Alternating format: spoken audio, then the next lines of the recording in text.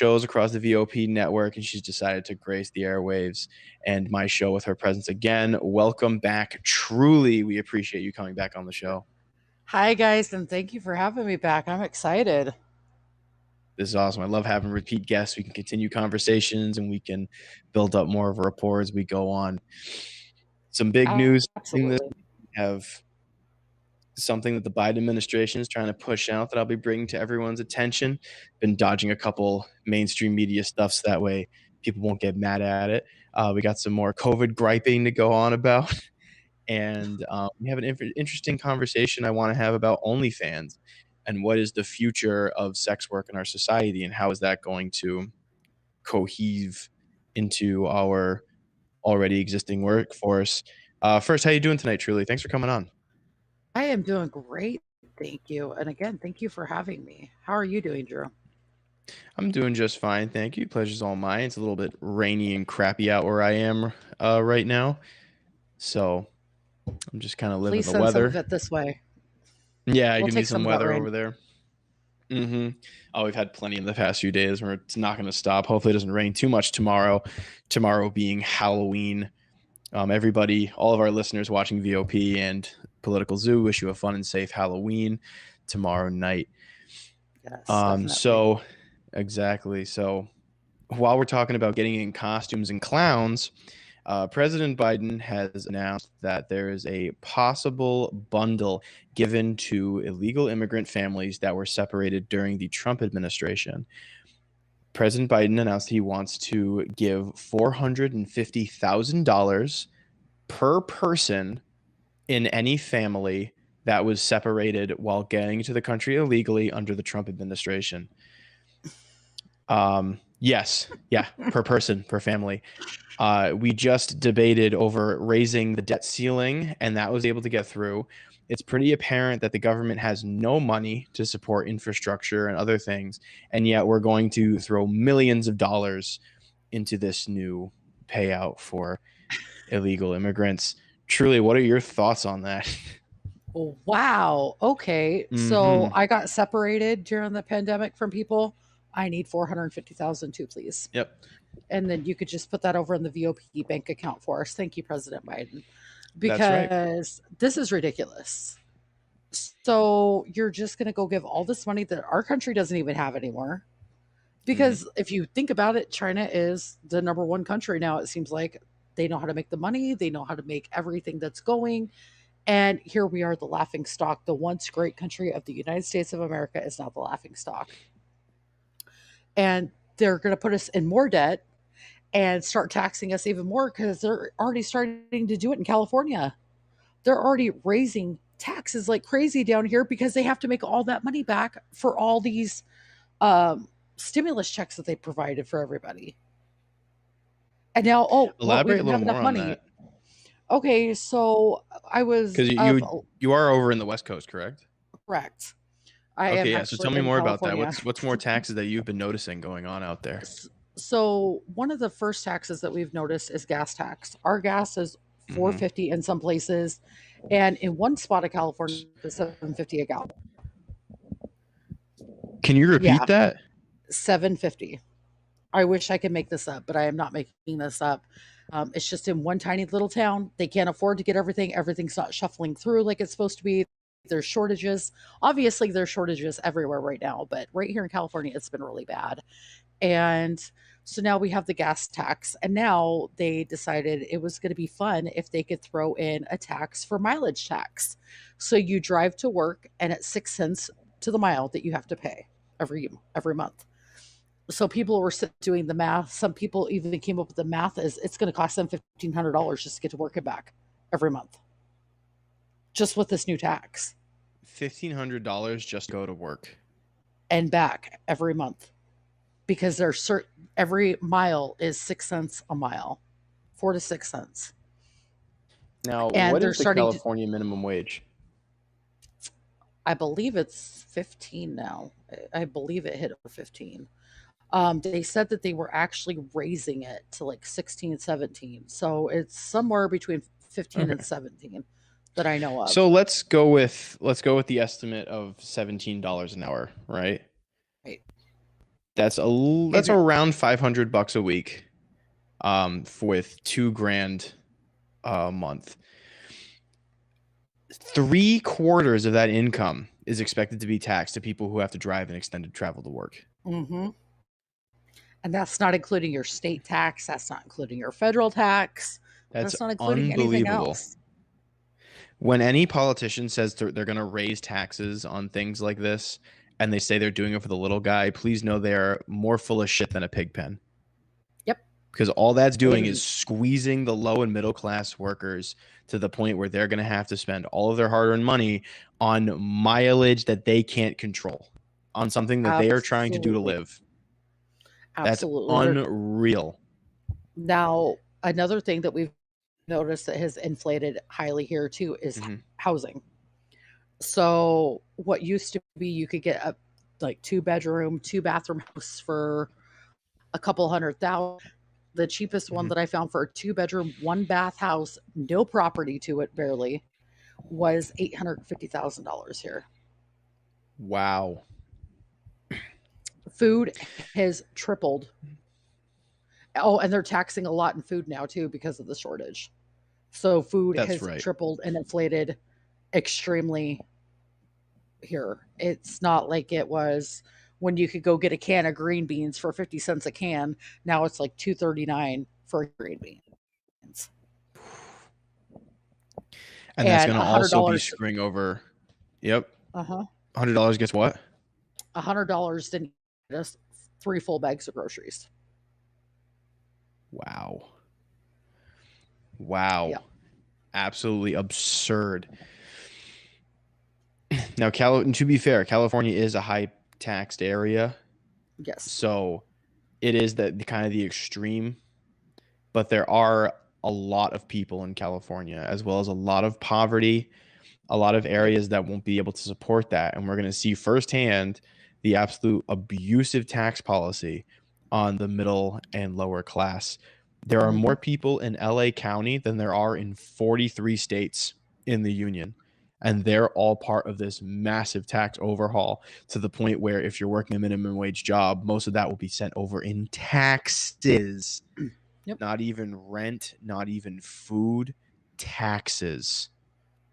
Now they've had another tax that they did down here too, for like people that smoke or vape. Now they're not allowed to sell cigarettes for under $10 a pack. And Hmm. then after you get done buying them to like 16, $17 a pack because they have to add all that tax onto it. Goodness And gracious. so I Now, was like, well, that's hmm, probably about to quit. I was going to say Not that gonna lie, that's more that's of a about the public time. health thing. See, the thing is, you don't have to smoke. Not like shaming or anything. Like I'm just saying that like when in the grand scheme of things, I'm not so mad about the cigarette tax because that is something we've been trying to kick as a society for a while. But the thing that really irks me is the fact that there's a mileage tax because the Oh government yeah. realized they can't tax gas as much Yep. because And with these now, electric cars and even say like even everyone had an electric car because the whole point of the mileage tax is for climate change fighting purposes. That's their official story on that. Is there, hey, I'm gonna tax that so that way, the pollution you put in the atmosphere, you got to pay for it. If you buy the electric car, you can negotiate that and you won't have to pay the taxes. Electric cars are still way too expensive for the average hourly worker to buy one. yep. If they were readily available, I would say that's fine. If a majority of the population had one, I would say that's fine. But the fact that we aren't there yet and people trying to rush it with taxes are going to absolutely squash the lower and middle class. The largest wealth transfer of all time from the middle class to the upper class happened during COVID. And this is just going to squeeze out anything else that's going for it.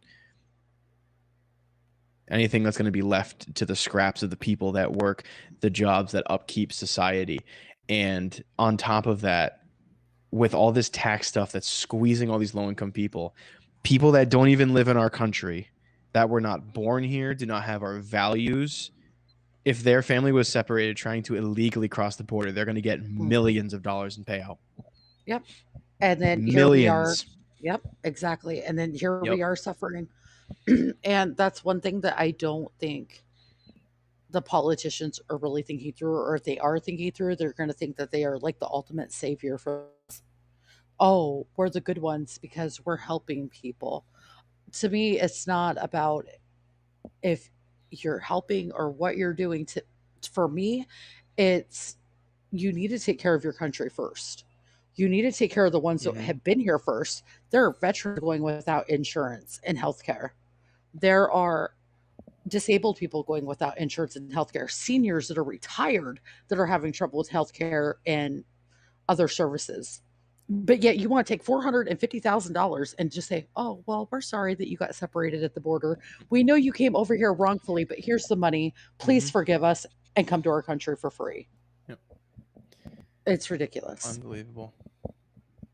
And I'm not saying that that's a bad thing. We This country was built off immigrants, yes, Mhm. but the ones that did it properly. Right. The legal method of getting in, going through the vetting and the background checks, that needs to be continued. There is a lot of crime that happens at the border, more than the news like cares to report.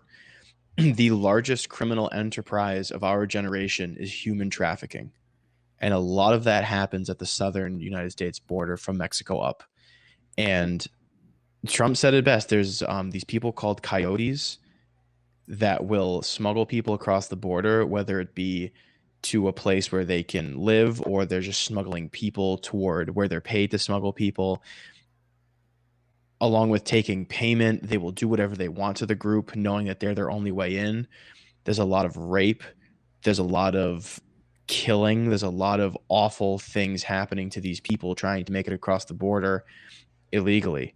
And with the argument of, well, then just make it completely legal and that won't happen. The reason why it's illegal is because of these people trafficking children up, people using drug mules and trafficking up all kinds of drugs from South America, cocaine, heroin, all coming up down through the border. The reason why families are separated when they're intercepted at the border, number one, you're not going to put children in the same jail as adults.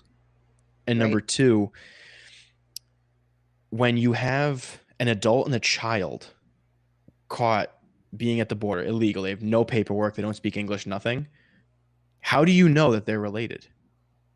You don't Absolutely. know who they are. You don't know who the kid is. You don't know who the dad is, or who the mom is. You have no idea. So you have to separate them in order to fully see what's going on, in order to get the breakdown, get both stories. There are a lot of children that are being taken and trafficked and moved up all throughout the country, all throughout the world. Like I said, it's the biggest criminal enterprise of our generation. And no one talks about it because the people up top on the elite chain are the ones who profit the most from it. Yep. Their adrenochrome smoothies and everything at their freaking eyes wide shut parties. They're the ones that profit off it. So of course they're not going to bring it up because then we'll be looking for it. Absolutely. And we've talked about that before on Truly Uncensored, how Mm-hmm. they just turn the blind eye to what's going on. And like I was telling you, I mean, AOC is sitting there saying tax the rich, but they're not getting taxed during all this. They're going out Mm-hmm. and living the high life. Like you said, it's excuse me, it's middle to lower class, low income, Right. and And yeah. they they're living the high life, and it must be really nice Oh, it must if be. they start paying the taxes like they should be and putting forth their efforts like they should be. Then there should be no problem with getting that money back from the rich. And but no, it has to go from middle class to poor because this is exactly what they wanted. They wanted to drop us right where we're at to make us depend on them even more. Oh yeah, they want the people to have to be dependent on the government. They're Oh, taking the power away from the individual so that way we have to rely on the government. These excessive taxes are squeezing the money out of them, putting it in the government's pocket to then be the middleman to get them what they need. And in the ways of socialism and communism, when you have this government that's essentially just give us all your money and we'll buy you the things, they're always going to buy the least amount of like least quality things possible. absolutely. And that's what And they're doing. it's going to fall apart. This is what happens. They need people to be dependent. They need this power of people need to say, "Oh, government, help me out." They want so bad to be the savior of this COVID. Do you know about the blockade of ships out on the coastlines where the Yes. government's not letting ships come in with goods because they want to exacerbate the supply chain crisis? Yep. So that way we have to rely on the government to help them out when really they're the ones holding us on the strangle here. Absolutely. And did you hear um it was in an interview a while back with Joe Biden, and he said, "Be prepared for a cold, dark winter." And Kamala Harris laughed and said, "Oh, you might want to get your Christmas shopping done early because there's not going to be much on the shelves." And you sit there and think about this, but they can't do that for the Americans. But then it goes back to the Hmm. 450,000 to illegals. Yeah. But we can do this for you. Come on over. But we're not going to take care of Now, our people because there's no reason to take mhm, care of our people. yep. Now, to be fair, there is a supply chain crisis, and to people who are listening to the program right now, you start your holiday shopping if you haven't already. Holiday shopping should have started at the beginning of this month. Hmm. Um, there are experts this year saying your shopping should be done by Black Friday and not start on Black Friday. There's not going to be enough products to go around. That was already going to be an issue without the exacerbation of keeping ships outside of ports because of COVID. Um, but yeah, things are going to get worse. Yeah, things are going to get worse. You're I'm not going to be able sorry. to get what you're looking for. No, I know. And see, like the thing is, and like I want to, it's tough to make fun of COVID and over reactions to it because people think I don't believe in COVID. COVID's real. I know. Can COVID kill It's people? Absolutely. But I feel like we're freaking out way too much over this. This is it's not yeah, it's not the boogeyman that we think it is. Yeah, okay, let's shut down for a couple months. That's fine. Sure. Do what we for got to two do. years. Yeah, for 2 years now. Like we're when this comes up on 2 years, this doesn't end until we say it ends. Not until the government says we ends, not until Fauci says it ends. It's over when we say it ends because there's going to be a new variant every time there's going to be some kind of semblance of hope. Every Absolutely. time there's like a hey, we're almost out of it. Oh no, the gamma variant, the zeta variant, the omega. No, it's and those aren't like those are actually there's reason to believe those are caused by the vaccine. I think we talked about Yes. this on an earlier episode where it's that principle of with having a live virus in your body with not enough medication is going to cause it to evolve. The most vaccinated country per capita is the most infected with variants. That's Israel. Um, it's they're going to blow it completely out of proportion of how absolutely dangerous and insane this new variant is. And it's going to make us, like I said, you got to give the government all the power. The government has to be our savior. We can't do it ourselves. We can't get someone else to bail us out. It has to be the government because then when Yep. it's the government, then they're going to be able to milk that and say, well, remember COVID? Let us take care of it. We're going to help you. And then it's going to Yep. get to the point where, hey, government, I want to be able to go to work today. Oh, you reached your mile cap, honey. You have to walk. You can't or you could maybe pay some more taxes and we'll let you go to work so you can pay those taxes. Like they're choking us through taxes. And Absolutely. now, yes, and before people put me on libertarian flags, I want to say I do understand what taxes function are in our society and how I understand that some taxes are necessary. There's a necessary evil to a lot of them. We need money to fund police stations, fire stations. We need road construction. There's a lot of things that tax need to go into. I don't want them going to Bernie Sanders' second boat. I don't want them going to Nancy Pelosi's vacation home in another country. These are things that should only be benefiting me and other citizens in our country, not millions to people who are committing a crime. Absolutely. And Do I that's think that one the rich thing. have too much money and should be taxed more? Absolutely. Is there a better way to do it than the way that's being done now? Abso-freaking-lutely. Yep. But Sorry, I realized I cut you off. Did you have something to say? how many people are actually going to realize this. How many people are actually realizing this but too scared to say something? How many people have not woken up yet? How many people have been awakened and they know what's going on? Okay, so we were talking right about those ships getting backlogged, right? Mhm. But here's the whole entire thing of that. During COVID, they were coming in and out like crazy. But now, oh, we have to stop. There's a backlog, Right, COVID. yeah. We're all going to get sick. We're all going to get sick. But they were the ones that were out there hauling butt to make sure that the Americans had everything that they needed during that time. And now it's, oh no, this does not make them look like they are saving anybody. This, excuse my language, this makes them look like a jackass. Mhm. And that's what they look like to all the Americans right now that are fully awake, that are seeing this. Not woke, awake. There is a difference. There is a huge difference between the two. Explain it for me. Awake, okay, so I was talking the other day with somebody and I was explaining to be awake and awakened. You've been alert with it for a very, very long time.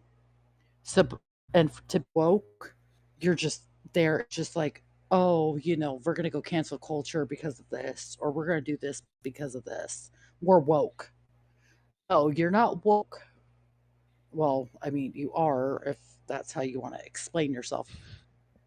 Mhm.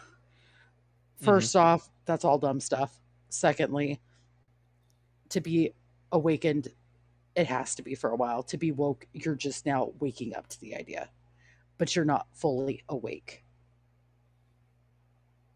So when I tell you, you got to be wake up, America, I'm not Mhm. telling you to woke up, I'm telling you to wake up and see the bigger picture.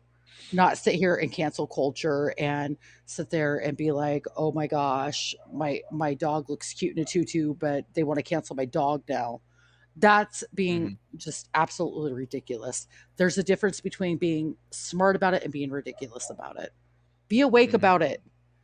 Wake the hell up. That's right, absolutely. Wake the hell up, because if you're Yeah. woke, you're just barely seeing Mhm. what's going on because you don't want to open your eyes fully to see what is going on and you want whatever fits your agenda. That's right.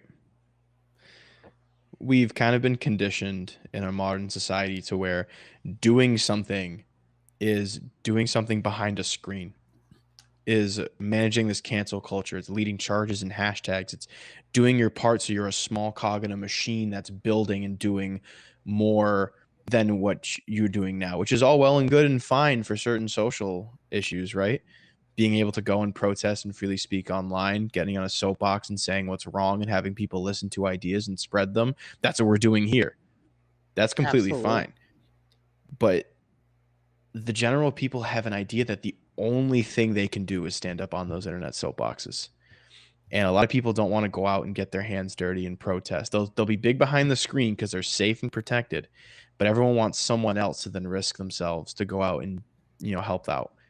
Be able to say Absolutely. no. I'm not like we're going to open up our business. We're not closing down. We have the resources and we need to do this. No one's going to support those business owners because they'll be scared to go in there if there's a government agent knocking at their door being mad. uh People like I don't want to sound like a full boomer and say like, oh, people need to get off their phones and help out and blah blah, but it's getting to a point where we're being fed our bread and we're having our circus, and we're not going to be able to think of the revolution and being able, not like a full, I'm paraphrasing, not like a full-fledged revolution, but just something to where we can understand the power of our collective bargaining, of everyone together Absolutely. being able to say no, we're not going to submit to this anymore, we'll be fine. Yep. I Hmm. completely agree. And like you said, I don't think that that's a boomer comment at all. I think that is perfectly appropriate because that's what needs to happen. Get off the internet, get off whatever you're doing on your social media, get out there. The After the only show tonight. person, absolutely, stay tuned. The only person that Hmm. can make a change is each and every one of you. It can't just be like, oh, well, we're going to send so and so out to go do it for us. They can't be the only person making the change. They can't be the only person with a voice. You have a voice as well. Everybody. This is what I've always said since I got back into radio and got back into podcasting. Every voice matters. That's right. And when you start standing up to the government and you start Hmm. making the government go, oh crap, they're on to Yep. us. What now? Because you stand up, that's when you take control back of your country. That's when your government loses the full control on their end. To That's when, completely reiterate, yeah, exactly. I completely agree. To like to reiterate, when I was saying something about how we're conditioned to only do things online. Doing things online is good. Speaking out is good and well and everything. But what's important is to be able to put your money where your mouth is. but let me say something too. But when Hmm. you do speak out online now, other than at VOP USA Radio, guys, Right. free speech platform, mind you, with no censorship, you get censored everywhere on Hmm. platforms because they are too scared of what the government will do to them because they are too wrapped up of what they have caused. And they're like, oh my gosh, I had a friend get banned from Facebook for posting about how a restaurant was sitting there and not going to enforce people to wear a mask. And she said, if you guys don't like that, go find somewhere else to eat. She got banned for that comment. There was nothing else wrong with that comment. She said, if you don't like it, go find somewhere else to eat. One person got banned for 7 days because she said ew on something that would look disgusting on a food thing, said ew. She got banned. It's a sensitive little punks that are sitting Two there getting letters. hurt by all this. 2 letters. Ooh, EW. Ew. Banned. yep. And that's where the Unreal. censorship comes in. Mhm. So when you do go take your stand on social media, you know, keep it going. If you have to make another account just to keep going, I recommend do it. You get banned, you have a voice. Your voice matters, not just these celebrities and not all these people that want to sit there and act like they're God Almighty because they are not. Mhm. Nobody has the Facebook right is the to, most. yes. Yeah, sorry, what? No one has the right to what? Oh, they have no right to Mhm. censor anything that people say because this country was founded on free speech. Absolutely. Facebook is the my prime example of censorship. I actually have a personal story about Facebook censoring me. I've said it, I think, a couple times in the show before. But when the Hunter Biden story broke out, where I will live by this. If the Hunter Biden story hit mainstream news, he would have never won the presidency. I will Oh, say that right absolutely. now. It was never covered by anybody major other than like Fox, but like not even covered like big. If that was Donald Trump Jr. or Eric Trump, would have been huge. That was barren everywhere, everywhere about how he's sleeping with potentially underage women, smoke like drugs, pictures, evidence. Facebook would not let you share those pictures on your platform. And I'm not saying that they would ban me. They would silently take the pictures down to make it look like they were never even put up in the first place. There was no message of, hey, this person posted a sensitive comment, we took it down, or a sensitive picture, we took it down. It was in a private group chat with friends. I said, hey, you guys seen the Hunter Biden photos? They said no. I sent 3 of them. They were instantly taken down, gone. Like I never posted them. It got to the point I posted them and I put my phone down and I continued my round of whatever game I was playing. And I look over, my friend said, so you gonna send them or, and I looked and said, I did. Facebook took them down as soon as I sent them. I sent it to a private one-on-one DM with my friend. They got taken out of the DMs. I had to put it through a negative color filter and then draw some squiggles in the corner. And that only delayed the bot by 5 minutes. That picture still got taken. Mm. They will take data and not tell you. And to me, that's the biggest thing. Because censorship sucks, of course. But with that little like message of, hey, we took this down, they at least admit they're censoring. And then you can search after what they were censoring. To take away the data to where it doesn't even exist, it puts this narrative in people's minds that it wasn't even there. Yep. How would you know that I got a picture taken down unless I come out and put another status out saying, hey, my pictures got taken down? You can't trust Facebook for anything. And even though they're rebranding to Meta and they're doing all kinds of things, and Facebook and anything owned by Facebook can't be trusted with sensitive information. They're going to be censored. They're going to be monitored. That's why I don't use my Instagram and Twitter a lot more. I should be using them. I want to post clips up. I don't want to get my account banned. I want my accounts to be safe so that way I can have, links on all of my other social medias to be able to like show that I'm established and that I have a show. But I can't post stuff because I'm going to put a highlight of me saying something about how COVID's not as scary as it should be, or about the vaccination rates of people with other variants or anything. And then I'm going to get hit, strike, to the point where I'm going to be completely silenced. Yep. I'd rather give people the ability to click on the link to Haps or to my Twitch or to the VOP radio website than to not be able to have anything at all. Absolutely. And when we start realizing that as communities, we're gonna really start making progress there, because if it doesn't fit their narrative, again, you don't even have a voice anymore. You have no opinion. Right. On Twitter, you have something to say to your governors, you have something to say to them. I've been tagging them with a smile and sitting there going, here you guys go. Yep. Tell them and directly. I will. Oh yeah, I'll sit there and I'll smile. And Absolutely. I'll be like, tweet. And because I have a few things to say, if you follow me on Twitter, I have a lot to say about things. That's right. I will not back down. I will not back down. And we can't be backing down as Americans. We can't. We 100%. have to stand up somewhere. We can't be giving $425,000 to millions of people.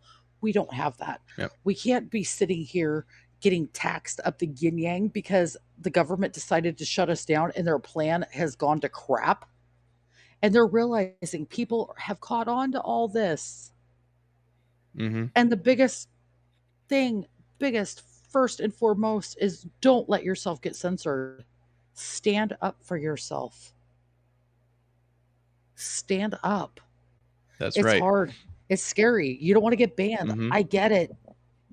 But maybe they're going to sit there and see, oh crap, we're really starting to make people mad. Because that's what they need. They need to realize how mad they are making people now. Absolutely. Like, people have to make their voices heard, and you have to let them know. You have to post what you're feeling to the right person, get a rally behind it, get other people to say it. It's crazy how many comments I see on Twitter, a predominantly left-leaning platform that's against President Biden and a lot of the administration. And when people, there's an argument that comes up is, well, they're private entities. You agree to the terms of service when you make an account. You don't have to be on those platforms. Go and make your own platform. That's business. They hold a monopoly on social interaction right now, especially during COVID. And anytime someone tries to make a new platform, it's going to get to the point where it gets taken off the App Store. Remember Gab? How that was immediately taken off the App Store? I don't because even there were people that. Yeah, because it happened in a blink of an eye. Parler is essentially non-existent because it just didn't have that backing that all these corporations have. President Trump tried to make a new social media, and I think they ran into some kind of licensing issue that they have to pay out before the system can be fully up and running. I felt bad. Last week I was going to talk about that. I went on Reddit onto World News to see what it was, and I took a stroll over to Wall Street Bets, and I showed up just in time to miss the insane stock growth over one day for Trump's social network. Did you see anything about that? I did not. The stock for Trump's social network, I believe the abbreviation was DWAC. When it first was available to the public, it was $10 a share. And in one day, it grew to $175 a share. Oof. Yes. So if you put in any money at the $10 mark, you got 17 and a half times what you put in back. Nice. So yeah, and I got to it just in time to be late, just to be able to not take part in that. So unfortunate, but I have been on that Shiba Inu trade. Just before I start going off about cryptos and stocks and stuff, we are not financial advisors. We do not take responsibility for any decisions that you make regarding stocks or cryptos. Shiba Inu had an awesome week this week. Maybe we should, instead of putting all this money toward people that we separated at the border, we should be putting it into Shiba Inu and other cryptos. Maybe we can make some of this money back, pay off some of our debt to China, because Shiba had an awesome week this week, hitting highs of 88.90, which is, it's still below a cent, but it's high numbers for what it was. My current investment tripled in only 1 week, and it was an awesome week. Nothing crazy. I'm not retiring or anything, but it's definitely something to look into. And I feel like anybody can make it now using cryptos. You said you trade a little bit. What's your portfolio looking like? Bad. Oh, I'm I, sorry. I do Dogecoin. I do Yeah. Dogecoin, and it's been Oh very, yeah. very scary the last couple months. And I'm kind of Gotta thinking maybe I need to pick it up and go elsewhere. gotta go to the Sheebs. Doge is starting Yeah, to go down a little bit. I mean, I definitely buy on the dip, but I think Shib's got a bigger future than Doge, at least in my opinion. This could be a really funny comment in 10 years when it's not, but I'm just saying what looks apparent now. it's Um, one of those yeah. things that it's kind of like a game of give and take with it. That's one Hmm. thing I've noticed with crypto is it's either going to be at its highest at a good peak, or you're going to be extremely depressed when you open your phone Hmm. to see that Hmm. you dipped into the negatives by a lot. That's right. That's right. It's one of those things you can't be checking every hour, or you'll give yourself a hernia. Exactly. Makes me That's why I mad all forgot the about time. it. And we Hmm. talked about it, and then he sent me the numbers last time, and I was like, ugh, Hmm. ugh, That's why? right. Cash out. Speaking of making money, we're going to see if we can make this a little more political again. I came across a news article this week. A Florida mother is suing the school district that her son lives in, um, because they bar her from all volunteer events due to her having an active OnlyFans account. Now, OnlyFans during the pandemic absolutely blew up. It was a solid way for people to make money, whether or not you agree with the way they were doing it. It still was a way of making money. Now, as we have this bigger avenue for more people doing modeling, minor porn work, going into the sex work industry, do you think that it was just of this school district to ban someone with that kind of career in place? I don't even think that's a career. I think that's more of a Hmm. side thing. Um, But people make it but their career, I like mean, if people you- who are there, like model porn stars and things. You can do that. but it's not just all about sex work, though, right? I heard there was like chefs on there. There was people that teach you different languages and a whole bunch of other things. How do they know that she was like on fans only with like It lingerie on or something, it unless they is were like it sitting there they are sleeping? lingerie pics. Oh, okay. It is naked modeling. It is racy pictures. That's what.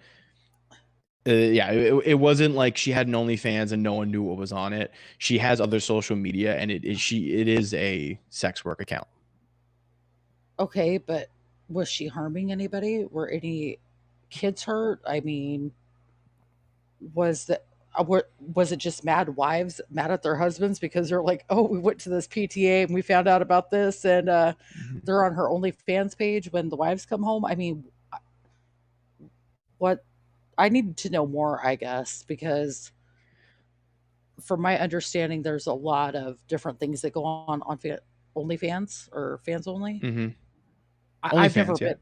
Okay, so I only signed up once, and that was because everybody told me I had to go check the site out. And I was like, I have to make an account. And then I got in there and I was like, oh no, we're deleting this account. Deleted everything on there. I was like, I'm not getting on there. That was too awkward. That was, but for if somebody's going to make it that way of life, Hmm. I I don't know. That's really hard. I don't want to So sit there and say, "Oh, yeah, I think that that's wrong that they did that," or "Yeah, that's great.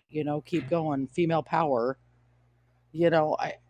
That one's a hard one for me, and I'm sorry for that. So I'm going to quote the article from the New York Post about this. She told reporters she has an OnlyFans for more than 2 years, never took steps to hide it. She also has a Twitter and Instagram with up to 123,000 followers. So she does have a minor following of a solid amount of people, and they are of her in lingerie and underwear. I'm not on OnlyFans. I'm not. I wouldn't see that. I wouldn't know what she puts up, but I'm only seeing what the news article puts up. Do you think that people involved in sex work, especially around school settings, should be able to volunteer or work in the school, or should it affect any industry? If it's, say I'm going to volunteer with the Red Cross or Habitat for Humanity, am I not allowed to have an OnlyFans? If I have an OnlyFans where I'm a nude model, and should I not be able to pick up my son or daughter from daycare? Where should this line be drawn, if there even should be a line drawn? Oh man. Now, as long I wouldn't see what the problem was as long as kids weren't getting a hold of it and accessing it and seeing that That's the stuff. thing, they will. That's Okay, so, but if as if someone that's the who's case, if that's the Mhm, case, then I don't think that that should be something where that's okay. So, I mean, mhm, but to ban her from not being able to volunteer, if she's not doing stuff like that on like the field trips or anything like that, is there really a problem? I mean, mhm, I guess I don't know. I'm not one for the whole feminism thing. I'm mhm, not one for like women power, we rule the world and men suck. I can't be like that. And anybody and everybody who knows me that's listened to Truly Uncensored knows I am far from a feminist. I sit there and I try to give people the benefit of the doubt, but like as long as I don't know, as long as kids aren't involved, I wouldn't see what the problem would be.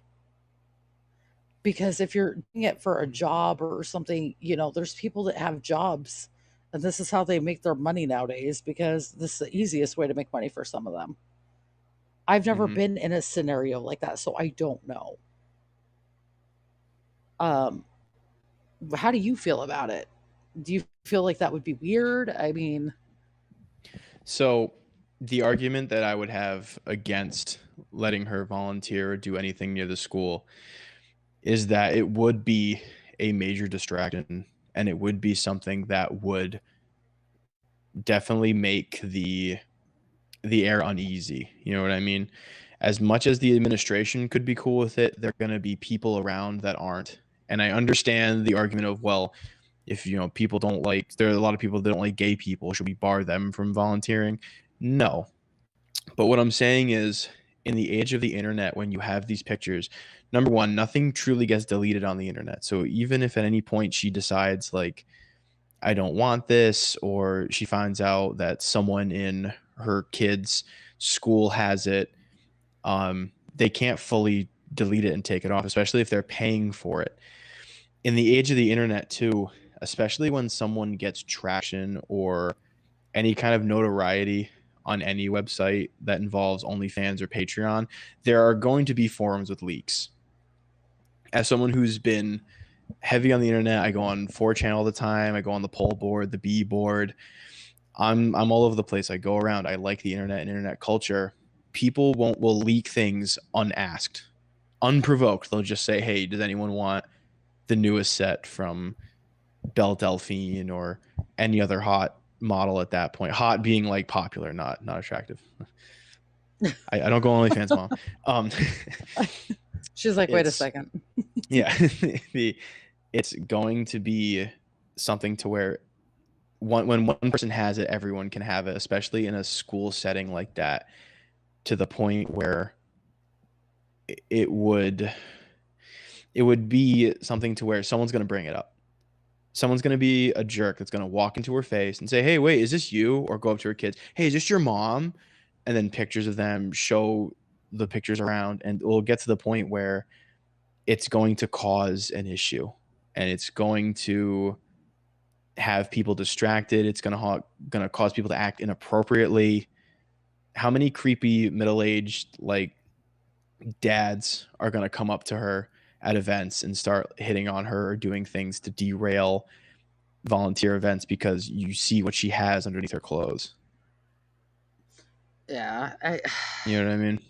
Like it would be brought up in an it is it is inappropriate material that has an appropriate setting, and the school is not one of that. And as much as even if she's not doing anything, she could be fully dressed like a nun at school, but it would still be like we know where, like, you know where to get stuff about that, and someone's going to bring it up. It is going to be brought up, and when you tie yourself to that, you are going to have ramifications. Like, you can never escape it. It's always going to be something tied to you unless you fully delete it and bury it. And like I said, even then, nothing on the internet is fully deleted.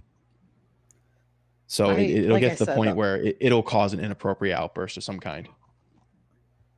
yeah, no, I completely get that. Like I was Hmm. saying though, it's one of those things where I don't know much about that kind of stuff. Like I said, I barely found out what that was like a few months ago because I had no idea. And once I found out what it was, I deleted it. So I don't know. I've seen people on Twitter talk about it. Um, I've seen other people talk about things along those lines, but I also seen comments on Facebook about Hmm. this particular story. And they were like, just leave her alone. She's trying to do her job. She's trying to take care of her kids. She's trying to do this. She's trying to do Yeah. that. What's wrong with it? Oh, it must be the angry housewives beating their husband down because he was cheating on her or something. Hmm. And they found him on this page or that page. So again, even though I don't know much about it, um, I can see where you're coming from with your point of view on that too. Hmm. So it just it's a crazy world that we're living in, and people will do anything for a quick buck. Hmm. Oh, you want this? Okay, there you go. That'll be $1,000. Thanks. Oh, you want this? It'll be this. Right. So the day and the age that we're in, I don't know if it's a desperation thing. Maybe she's doing it out of desperation. I don't know. Maybe she's doing it because she doesn't know how else she's going to take care of her kids. I don't know. I don't know if Hmm. she's a single mom or what. But So in the news article, it doesn't indicate that she is with someone. I don't want to assume because it's not explicitly stated. She does say that 1 minute of her job a day is not her whole life. It's not my life of being a mom or being a parent. Um, she takes her job as a mother, I think, as her number one.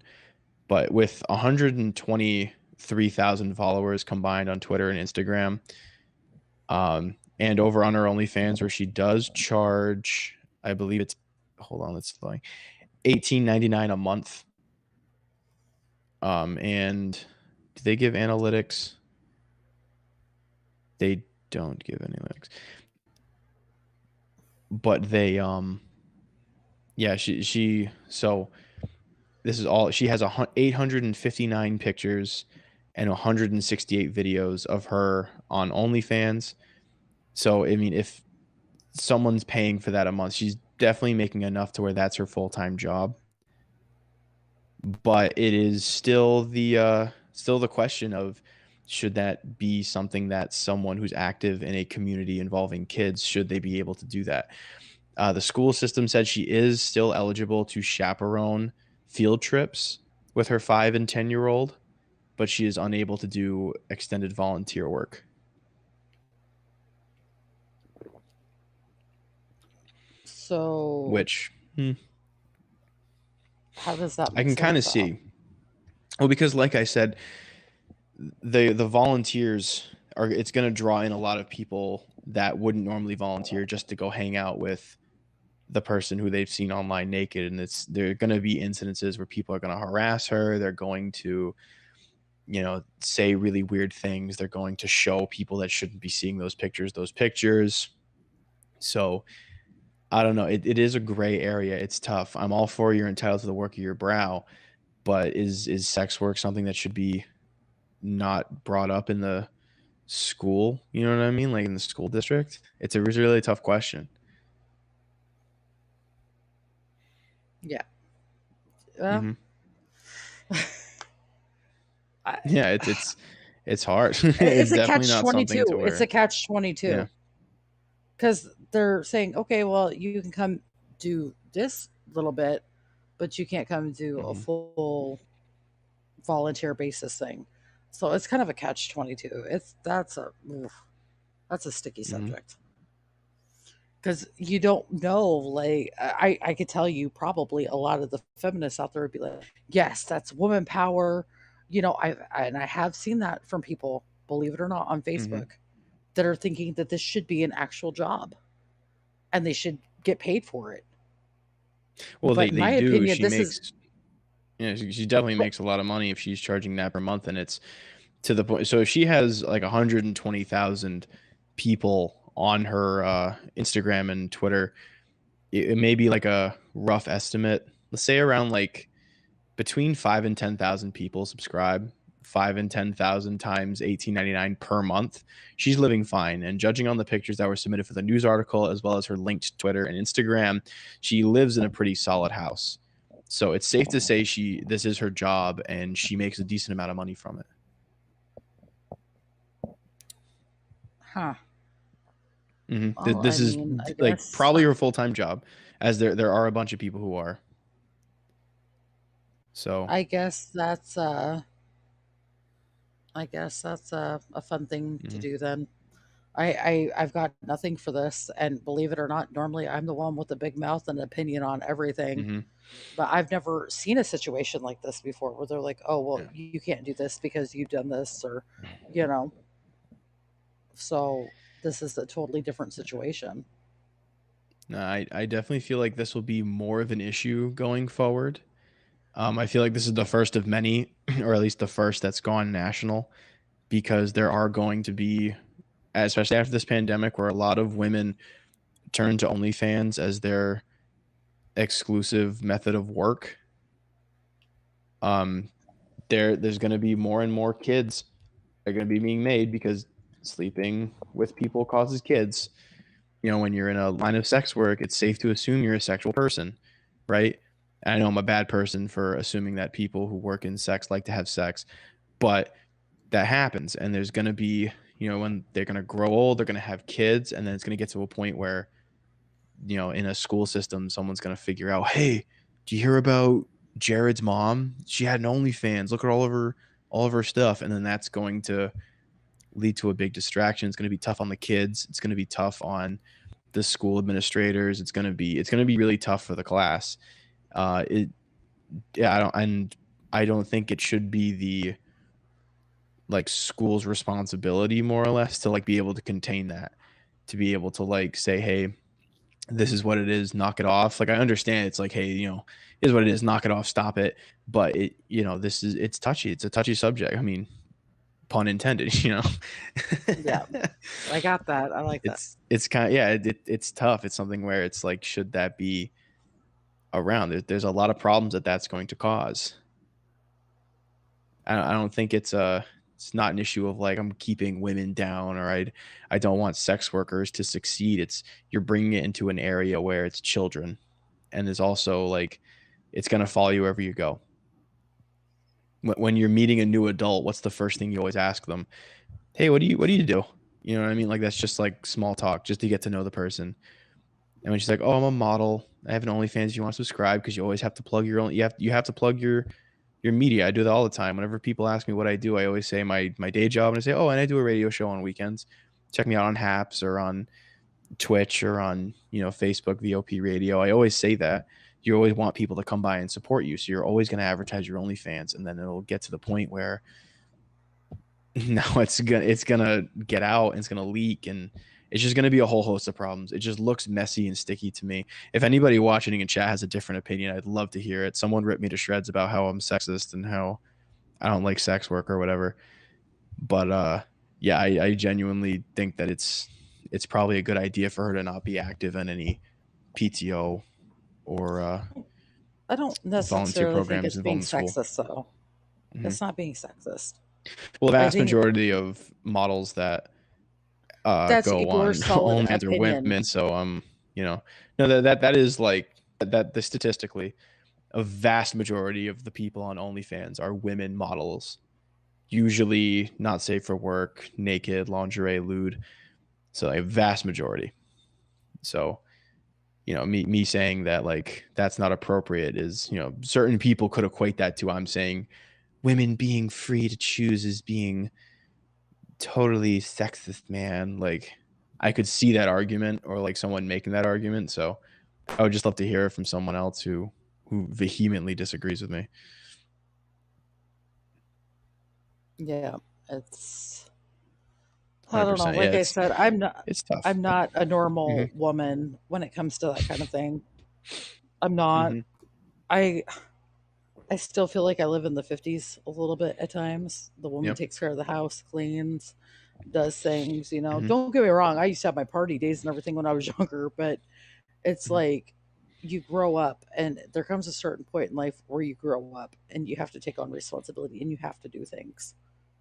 And like Hmm. I don't know. I want to say, do what you got to do, but at the same time it's like I don't know if I can really say that. Okay. Uh, Yeah. No, I understand. You're trying to make you get the full story on it and full understanding before forming an opinion. I it's completely one of get that. It it's one Yeah. of those things where it's hard. It's a catch 22 again. That's your job, Hmm. but like at the same time, I guess it's okay if you're not taking it to the school though. You know what I mean? Around kids. If that's what you have to But do, all right. but at the same time, I don't feel like that's really a job either. I feel like that's a quick way to make a buck. Well, I mean, it's a quick way to make a lot of dollars. She even said that it only takes a couple minutes out of her day, but just doing some rough conservative estimate, she's making a decent amount of money per month.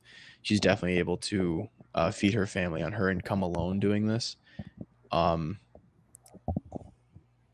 what was it? I was gonna make a point, but I was too busy like thinking about the math just there. Well, so it is a job. Just consider it like a job. Um, but with the advent of the internet, with it being online, it's to the point where it's gonna find its way into the school. You know what I mean? Like there's a difference between like back in the 90s and 80s when you could star in a porn film in like a small section of Oregon and the tape never leaving Washington, only being sold locally. You know what I mean? But now with the internet, it's going to be blasted everywhere. It's going to be all over, never fully deleted. You can't find every picture and delete it from existence. Someone will always carry in one. Whether it be intentional or not, it's always going to be around. And it's something that will follow you even when you go to help your kids volunteering at school. So that's just my like opinion on that is why I think that the school board's making the right decision. I honestly could even see them arguing it to protect her because you're gonna, like I said earlier, you're gonna get a lot of creepy dads. It's gonna come up to her and start hitting on her, finding reasons to go to school events. And we all love more volunteers, sure, but someone's gonna take it overboard. It's Or going to get possibly to the even hurt point her. where yes, or possibly even Yes. hurt her or her kids. Yep. So it's one Okay, of I those see what things you're where I saying now. wouldn't, I see it. yeah, I wouldn't want that being near kids. I wouldn't want somebody like, oh, that's the school where her kids go. I'm gonna stalk her kids to then be able to stalk her. Like that. That's gonna happen. And if she's around that enough, it's going to cause people to act out of line.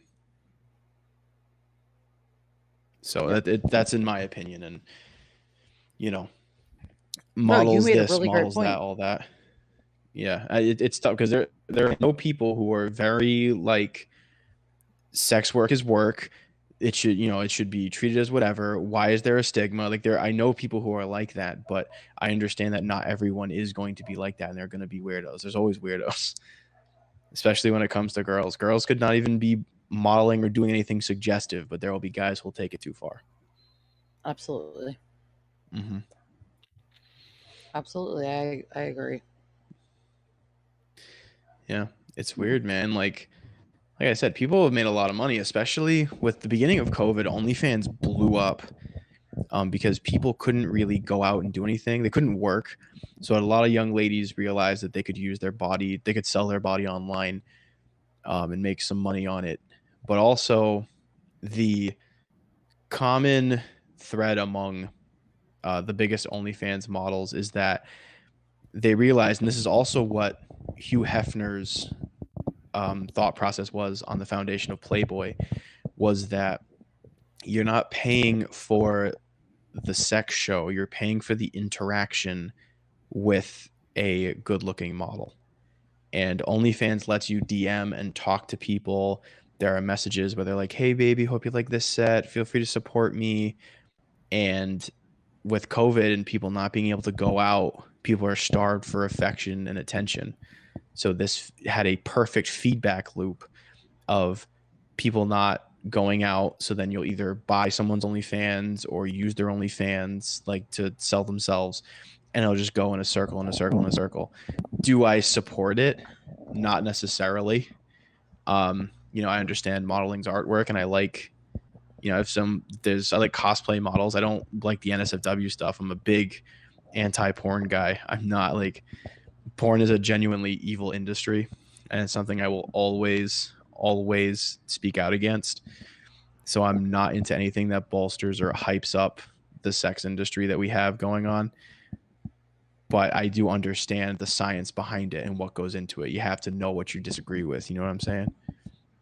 Right. Yeah, and a good point in the comments too.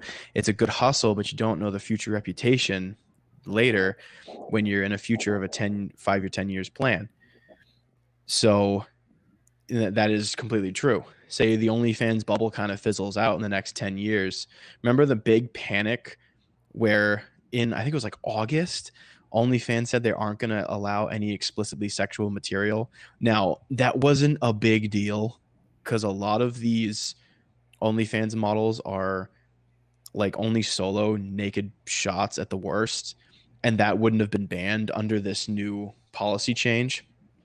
But a lot of people freaked out. A lot of people saying like our livelihoods are going to be changed. OnlyFans ended up doubling back on their decision and saying everything's fine again. A lot of people think it was a publicity stunt, which includes me. I think they were. I think they just wanted to bring in a surge of people. They were losing out on their COVID numbers, but it's something that makes you think because I like safe for work cosplay models. I like, who doesn't like a picture that expresses something or is artsy fartsy. I like art and stuff, but when it gets sexual to the point where it starts becoming lewd and not safe for work and everything, that's when it'll attract a reputation and a certain group of people to you and your content. And then that will follow you around for as long as you do it. And if you get a big enough reputation, even farther along after that. Yep, I agree. Mm-hmm. I don't know. I It's agree tough. with you 100% on that. Yeah, it is. Again, there's the catch 22, Mm-hmm. and I I think the pandemic really brought desperation out, like you said, Mm-hmm. because people were feeling lonely, people were feeling they didn't have enough attention. But my question is where would this be the point where it would be cheating? Would this be considered What do you mean, cheating like on too? your like cheating If on you're your doing spouse with? OnlyFans, yes. So I mean, it depends on what your definition of cheating in a relationship would be. Um, if it was like a one-on-one thing where you're paying them exclusively to do exclusive customized thing to you, that might be what you consider it. But a lot of them will come out with packages where like they'll say, hey, here's my newest set for $15. You can see these 10 pictures in a video. Everyone has access to them. You all have to pay the $10. But then there are some who say, hey, if you tip me $75 and give me a video request, I'll do it for you. So where would you? I think that goes to individual couples. Where do you draw the line? No. I I guess the line would have to be drawn at the see, because I guess I'm the type that when I'm with somebody, I'm with somebody. Mm-hmm. And I would never be able to do something like that. I couldn't imagine myself doing something like that. Right. But But there are they a lot of couples lately that do. and they're finding different ways of doing things, which is they're like, "Oh, it's okay." But then you see a lot of the jealousy coming through with a lot of this stuff, Mhm. and you see a lot of jealousy from the men. And oh, well, if you're going to make money, I want your money. I want this. I want that. Oh, well, I'm letting you do it. So I don't think it's a good situation any way that you look at Mhm. it, because you are going to get the jealousy there too. You know, like you said, you're going to get the obsessive Right. men. And what if one of the obsessive men find the women and he hurts her or something because he wants her, but she's married and she's trying to say that, but he doesn't care. And then the husband gets jealous. I just think it's a bad situation all the way around. That's just me. Right. Yeah, it's really awkward to tackle. It's something that it's bigger than the both of us. It's something that you want to be able to say something definitive on, but there are so many what ifs and maybes, and there's all different kinds. It's to the point where it's just, there's good points on both sides. I'll give it that, but I do have my definitive stance of no, and I am anti porn industry, just based on some of the like horrendous things they do over there. Um, Recent scandals are, you want to get mad, look up like porn studio scandals and see what these people do to poor unfortunate girls who don't know what they signed up for. It's unreal. The stuff that like all the all of the people who have the name in the porn industry, they have had to do things to get to that point. And a lot of it is disgusting. There was a podcast interview with I believe it was Lana Rhoades, who's a prominent porn actress. She's currently pregnant and selling nude pregnancy pics on OnlyFans. If make of that as you will. Oh, But she told a story of one of her first shoots, one of her first videos, and she was crying at the end of it. She was holding tears back, describing how traumatic the time was. It was essentially like rape. She was not consenting to a lot of the stuff, but she had to in order to get this job and keep going. It literally is like a deal for the devil. Like she was like the person said in chat, like she was like it involved vomiting and all kinds of fluids in a bowl, and like I don't want to go into it more and gross you out. You can hear Miss Rhodes talk about it, but it is something that's disgusting, and OnlyFans, I do feel like exacerbates that. Now I do understand the argument of OnlyFans is kind of like a self-made thing where you're your own boss and you don't have to sign a contract or do gross things in order to get ahead. But it will get to that point to where you'll understand, hey, certain girls will sell out their dignity at this point and make more money. I guess I had to hop on that train. And yeah. it will escalate it. And it's just, I don't know. I'm very anti porn industry. Like these people got to go through gross stuff. You ever heard of the girls do porn incident? All the lawsuits that had to come out of that? Mm-mm. Unreal. There's this company called Girls Do Porn, and their whole niche was it was women that had no name in the industry. This was their first time doing something. They would shoot in like a hotel suite, and they would come in, and it was like first time. It was like professional level amateurs. That was their big thing.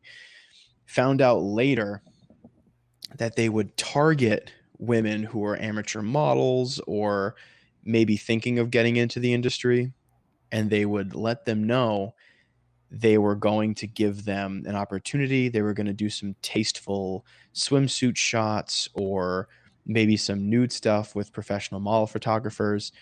They pay to fly them out first class. They pay for the hotel suite that they stay in. The camera crew and the guy shows up, and right after they set everything up, they say, "All right, you're gonna suck that guy's dick." To which they say, "No, they don't want to do that. That wasn't in the initial deal." To which then they're screamed at and berated, saying they're going to have to reimburse the company for the first class plane ticket and the hotel suite, which they definitely can't afford.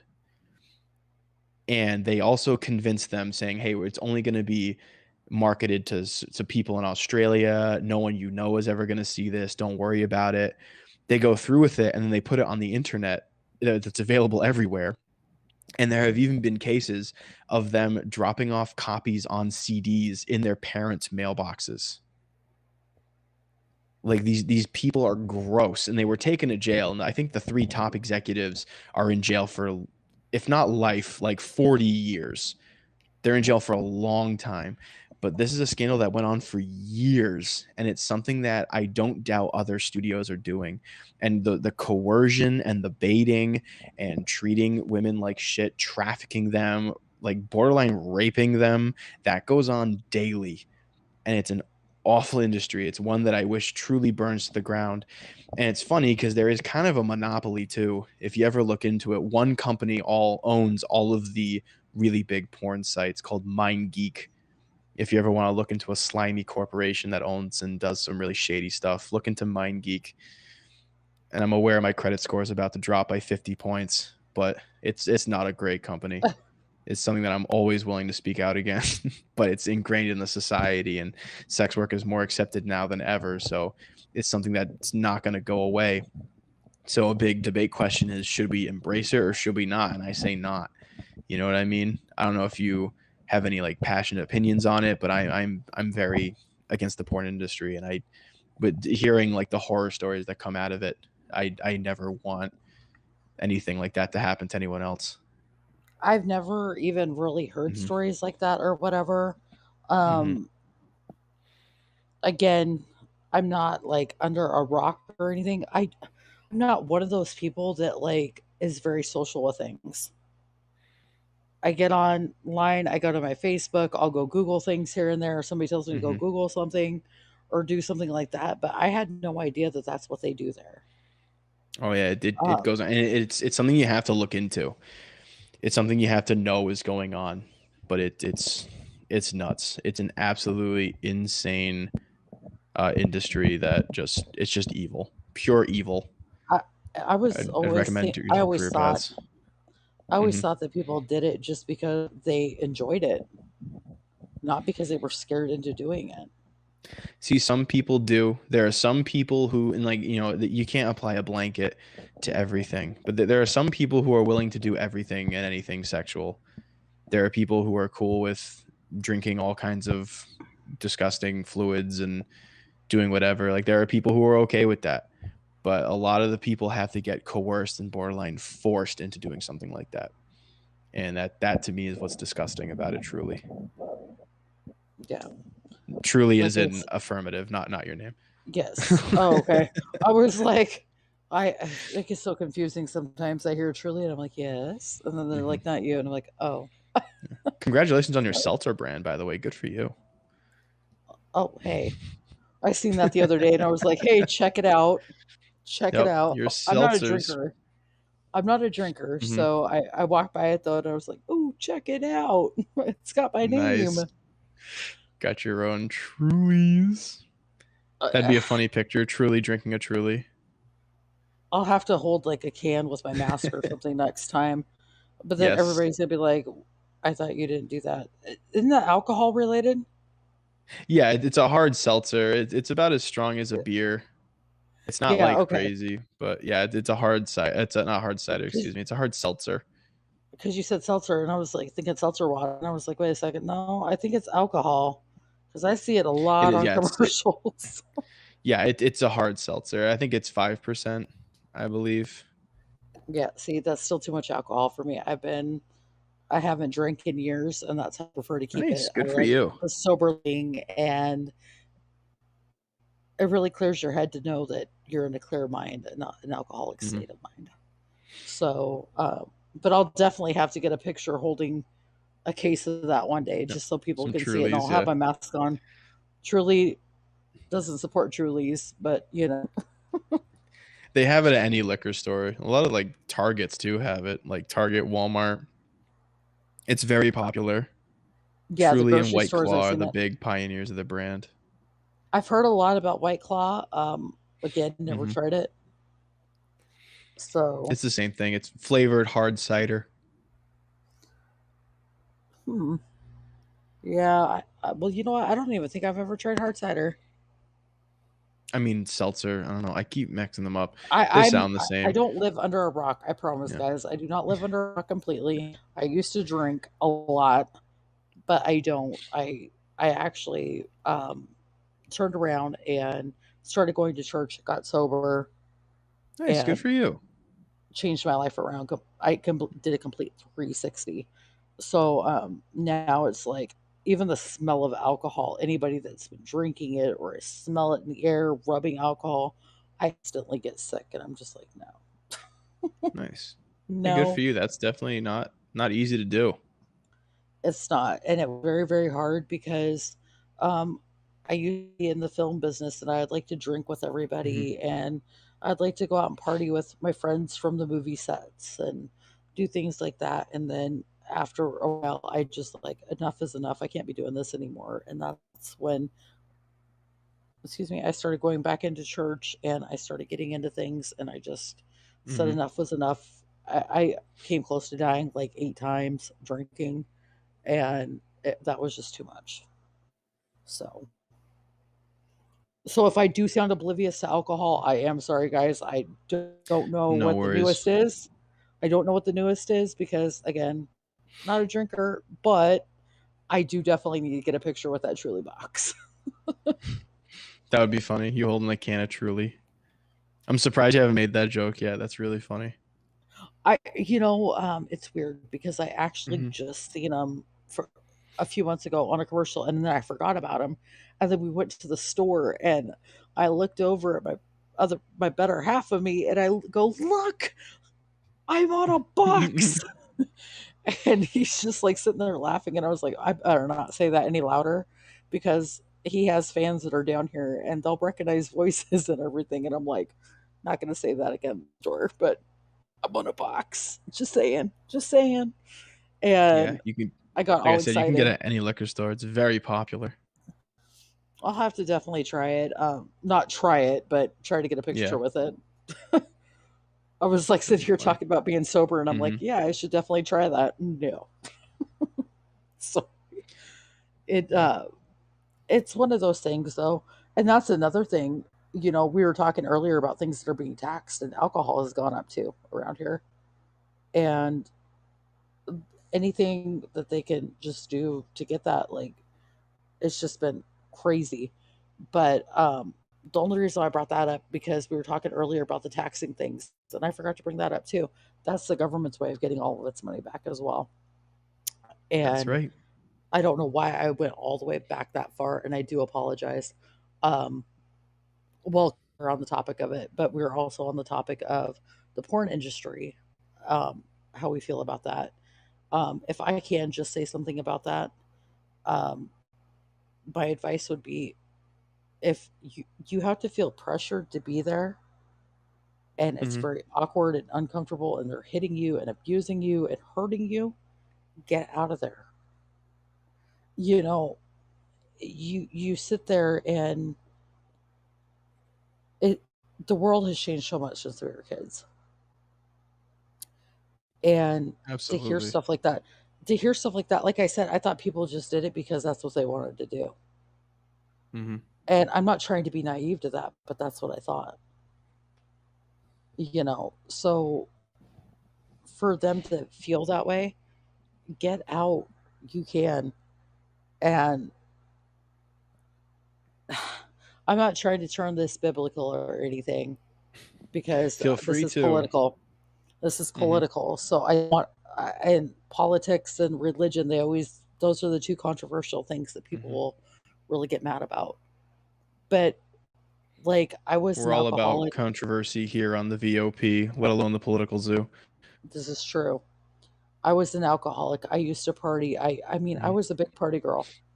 I used to not care. And I started getting into church, and then I was listening to a church service a couple weeks ago with my family, and they were talking about the prostitute, how Mhm. she everybody told her she's going to go to hell, she's not worth anything, this, that, and another thing, and Jesus is like, "You're forgiven." And A lot of people don't realize that because a lot of God's not in a lot of things anymore. Yeah. And when you're sitting there thinking about that, you're just like, God just really pushes through and he's like, you're not alone. And that's what people are so scared about being nowadays anymore is alone. Yeah. That they'll Exactly. resort to Yeah. anything. We And removed God from a lot of our systems, from schools, media, entertainment, just general conversation and yes, talk. God has been removed from so much. We removed this bastion of love and happiness from everything. And then we're the most yes, depressed, mentally ill society of all time. Like, yes, how is that correlation not a causation? Where people are absolutely. scared of being alone, they're scared of being purposeless, everyone's nihilistic and scared and angry and thinking nothing matters, but everything matters. You If I matter, could, if I could and say that's one something we thing, don't get to hear. absolutely, Mm, absolutely. And that's where I was in life. I was scared. I was alone. I didn't know. I grew up in church, but I didn't know, and I was scared. mhm, And the thing is if God can have somebody like me with a purpose, mhm, with a plan, he could do it for anybody. And you guys are not alone. There's people that you can reach out to on social media. You could reach out to mhm, Political Zoo. You could reach out to Truly Uncensored. You could reach out to any of us, and we're there. You're not alone. And I feel like this is why a lot of people do this stuff because that's why I did it. I was depressed. I was angry. I was hurt. Oh, but five more shots. And then I could just go pass out and it'll be fine. mhm, And the first time that I wound up in the hospital from I almost drank myself to death. And it happened multiple times. And then finally I was like, I can't do this anymore. I need God in my life.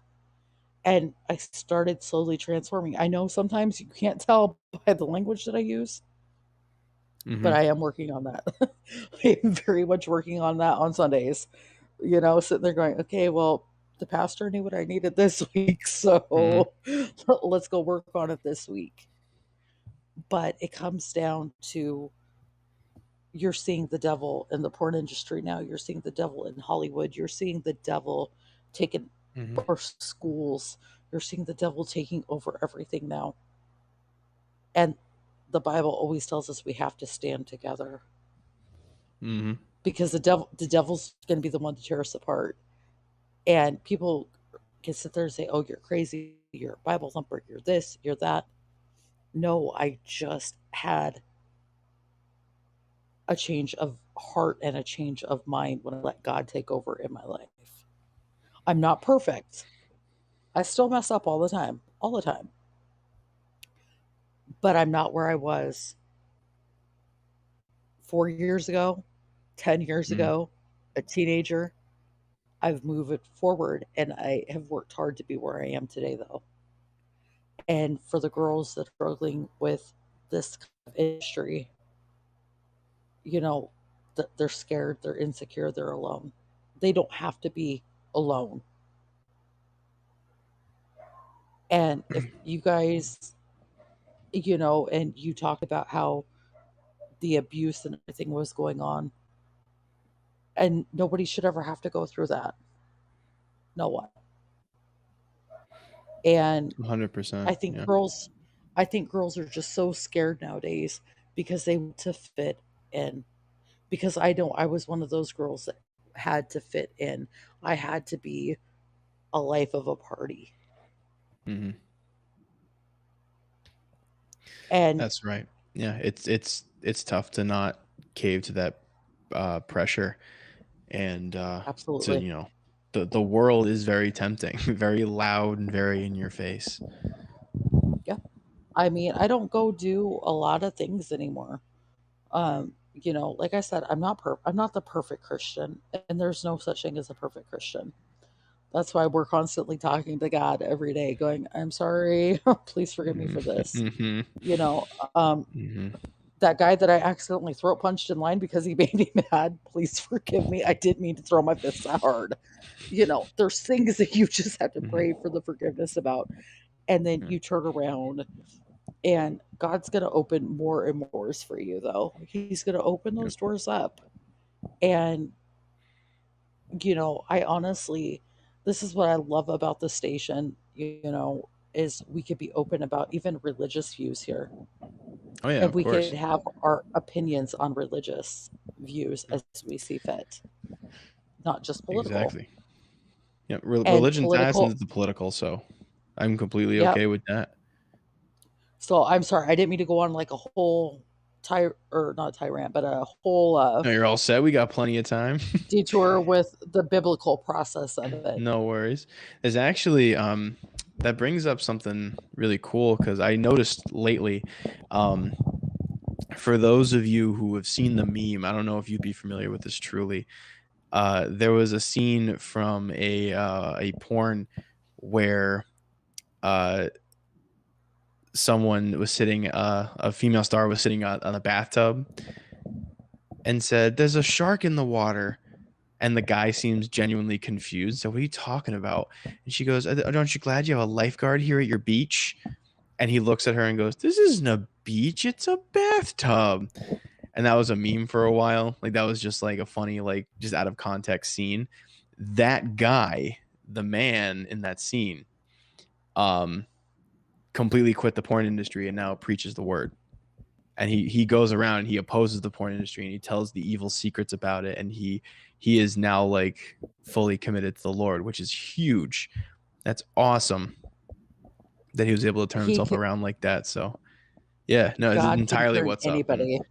exactly, and like, you're never too far gone. That doesn't mean wait till the last minute, because Absolutely if not. I'm never too far gone, I can just sin until I die. Don't take it like that, because tomorrow's never guaranteed. You never know if right Absolutely. now is your last day, and how you spend your last day sitting like there's no tomorrow, thinking that there is going to be a tomorrow. So Absolutely. 100%, 100%. Absolutely. That's awesome that he did that though. Um, I Hmm. know this is gonna sound kind of weird too, but I don't know. Do you remember who Kirk Cameron is? Oh yeah. Okay, now he's a big time preacher. He was in Hollywood and he got out of it too. So Yeah. it just goes to show you that it doesn't matter who you are, God can use you in different areas. And that's the cool part. That's the cool part. So if there is any females out there listening that are having struggles with this, know that God is with you. He's on your side Yep. and you can make the change from this. Hmm. Seek people in your life to support you. Seek God. Don't go to that industry. Don't go to that shoot. Don't go to that scene. Don't do anything on camera. It's going to follow you around. As much as people in all kinds of offices and powers want to like get rid of the stigma and let it be normal, it never will be. It never will. People will always have there are people who will always think against the herd, and that there will always be people that will hurt you based on what you're doing sex work wise. It's not worth it. It's not worth what your reputation becomes afterwards. Yeah. Hmm. But just also remember that God did forgive and he did love the prostitute. That's That's that's right, but one he thing. he didn't condone the action though. He That's didn't condone the action. He didn't condone the people action. say that. I've seen that. Oh my goodness, that drives me up a wall. I had someone say that to me once. Well, wasn't Jesus friends with Mary Magdalene? Yeah, she was a sex worker. He would love sex workers. The last thing he said to her in their conversation was, "Go and sin no more," saying, "No, what you're doing is wrong. Stop doing that. He still loves you. He Yep. still forgives you. But when you recognize your sin, don't do it anymore." Yep. Easier said than done, but still. But still, it was Hmm. that is an important point that you did bring up. Yeah. Very important. He and then like the thief on the cross, even he forgave Hmm. him, and He was it's the just first one one of saved. those things. Hmm. Like, first one let into heaven after like the sacrifice of Jesus. Yep. And so you Hmm. sit there and you piece all the puzzles together. Yeah, you got to work at it. It's not easy. You've got to work at it, but you can do it. And I have faith that you guys can do it. And it's it would what the whole point was of that whole thing was is God works in different ways. Go to a church, find Hmm. somebody preaching on a street corner, listen, because you never know when God's going to be speaking to you through a certain message. And that's what people fail to realize now when they're getting into this kind of business and stuff. Oh, well, God gave me a thing. This is what I'm supposed to do. God made it Hmm. happen. No, God did not make that happen. Just remember that. Just remember that. You're battling against good and evil now. Hmm. And I'm done with that. I'm sorry. That went on to your whole prostitute thing, No your worries, no whole worries, because sex working it's thing. fine. No, because But it was a natural segue to it. Just it opens up a new question. Do you think in the coming years, with either this administration or the next administration, do you think that there is going to be any kind of legitimate religious suppression in the United States? oh, absolutely. They're doing it now. We Hmm. don't see it, but they are doing it now. When COVID hit, Hmm. they started shutting churches down. That was the first thing they shut down was churches. And now they're putting a whole bunch of stipulations on churches if they want to run again. Absolutely, it's already starting. Are they doing the same thing to mosques and Jewish temples? I I Because honestly they're like, I know that Canada is specifically letting mosques do whatever they want, but they are hitting like Christian church gatherings. Um, but like I just want to make sure it's like a proper vindication. You know what I mean? I don't want to get all up in I, Nixon cheek shaking over something that's happening to everybody. I haven't heard anything on those, Hmm. but I also know that Jewish religion and Muslim religion and Hmm. Catholicism and all that, they are for the vaccine.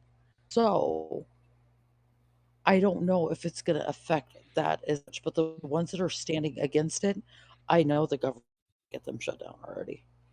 Oh yeah, because it's a group that Absolutely. has influence against a body of power that it's a group that Yes. has significant following that is will be able to say no, we don't agree with that to Yes. like to a group of people, and then it'll influence people to then not want to get the vaccine. Yep. Not Be, give the government that kind of control. yeah. And And that's what's yeah. first off, here's the big So, thing though, what mhm. this drew is the government should never have gotten involved in the church. It's called division between church and state for a reason. You don't mess with the Mhm. religious organization of that religion, nor does the religion interfere with the government. And the government messed up both ends. The government got involved in the church. The government started telling the church what to do. They started telling people they couldn't go to church. They said, oh, well, if you're going to go to church, then you have to do this, you have to do that. That's Mhm. not okay. That they always said there's supposed to be that separation right there, and there was no Absolutely. separation. Mhm. There was none. 100%. I would definitely agree with that. 100% that church and state need to stay separate. And I understand people bring that up when they talk about abortion arguments, about banning sex work. Um, but if there are legitimate excuses, not excuses, excuse me, but legitimate arguments against these issues of abortion, of sex work, of the porn industry, then they should be listened to. And whenever God lists something in the Bible, it's never just because I said so. There's always reasons why. And we see that all the time. When God said, don't be sleeping around with everybody you meet, and people are now saying, like, oh, that's stupid. You guys just follow a book. You should just do what your body says. Like extreme sexual contact with multiple people is actually been linked to more depression. as people put themselves in cycles of when you have sex with someone, you like there's a baseline level of love there, and it just, when you do that with someone you never see again, it brings you down. So then what's that person do? Go and have more sex. It gives you that temporary high. A great stat pointed out by our chat section here is porn hurts the viewers long term. When you engage in a lot of like sex acts and a lot of pornography watching, it messes up your dopamine. It gives you anxiety when you're not around that stuff. It rewires your brains. It fries you. um, Going off of the rails on that really hurts you. When a lot of people, it's always funny to me when people do something that hurts them in the long term, and a lot of Christians say, don't do that, it's bad for you. They won't listen. And then in like 10 years, new study confirms that this actually is what's good for you. And it's something that like the Bible said. It's like, yeah, well, you know, we know. Because like there's deeper reasons why these rules exist, you know? And if you can just elaborate on that to where for some people, the God saying it isn't enough, which I know the ego of some people, but still, you know, if some people say like, "Oh, God said," that's not a big enough excuse. Okay, God says things for a reason. Find out that reason, and then you can bring that into the political sphere.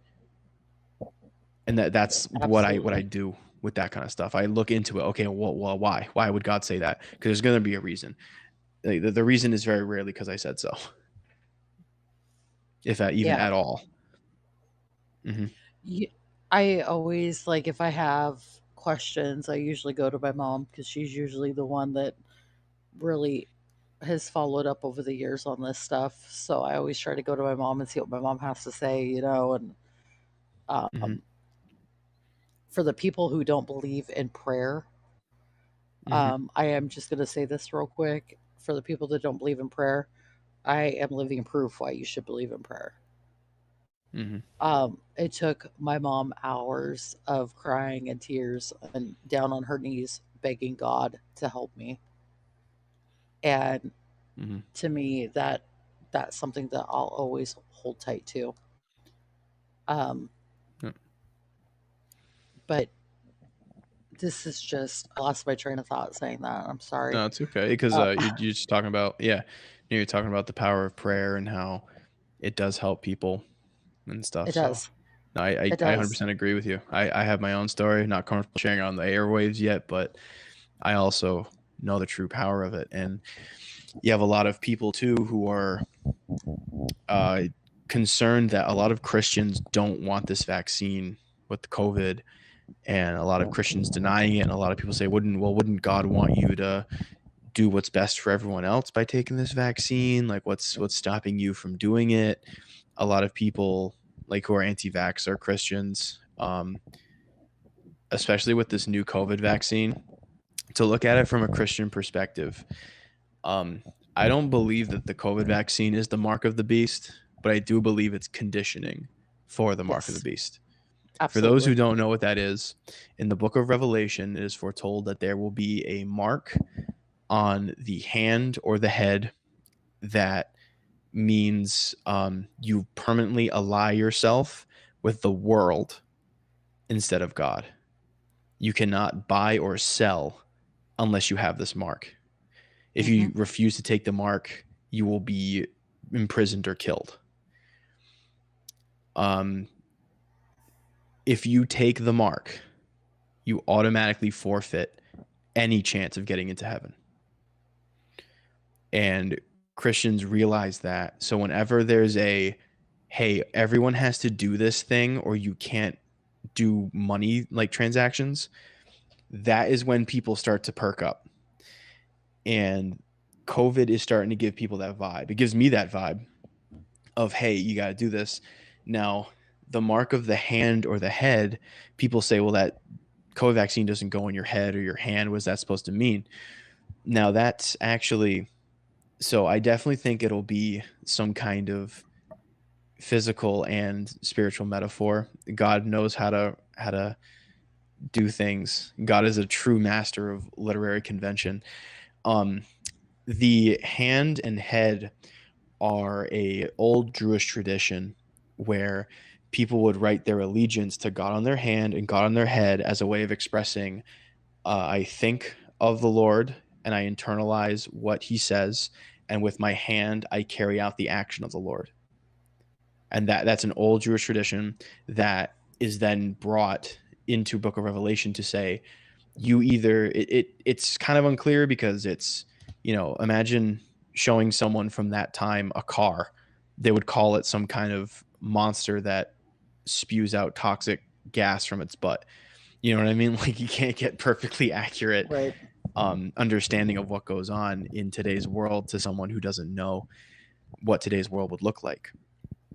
But it is something where you're going to have to take this or essentially die. Yep. Or be essentially ostracized. And a lot of Christians see this and say, oh, this is practice for that. And I'm going to pass this test. That's what I'm doing. That's my biggest reason why I'm not taking it. That and the lack of long-term side effects. Yep. Oh, there's no like major long-term side effects. It hasn't been out for a year yet. Yeah, it's only been out, What's going to happen to me in 3 years if I take this RNA altering vaccine? I'm fully vaccinated, of course, like polio and everything. Yeah, polio, smallpox. I don't want my kids dying of like lockjaw or polio. Like, I'm definitely getting my kids vaccinated when they're, going through the shots that are tried and true and have been around for a while to protect themselves from preventable diseases. But I'm not getting this COVID vaccine on the basis of long-term effects, as well as like to me, this feels like the mark of the beast training. And I'm not going to fall into that trap. As many times I fall into sin, I'm not going to fall into the worst one. But it's unfortunate for like the ones that didn't have a choice. I've had family members that are very strong Christian that had to get it, and they didn't want to because their jobs told them, you don't get it, you're fired. And they had to pay bills, and it was very unfortunate. And they know where we stand on things. But as you mentioned, it is a conditioning for this. Because everybody's like, oh, this is the mark of the beast. It's here right now. No, this isn't it. Yeah, Because like I you said, don't it's think going to be in it's the right hand or yeah, in the it forehead, would and either shots are be going in the left arm. yeah, and it So would be like the consequences for not getting it would be more severe. It wouldn't be like a slow burn of okay, because I can still get a job being unvaccinated. It would be something where it's like, you get this or you're going to jail, or you get this and you can't work. Period.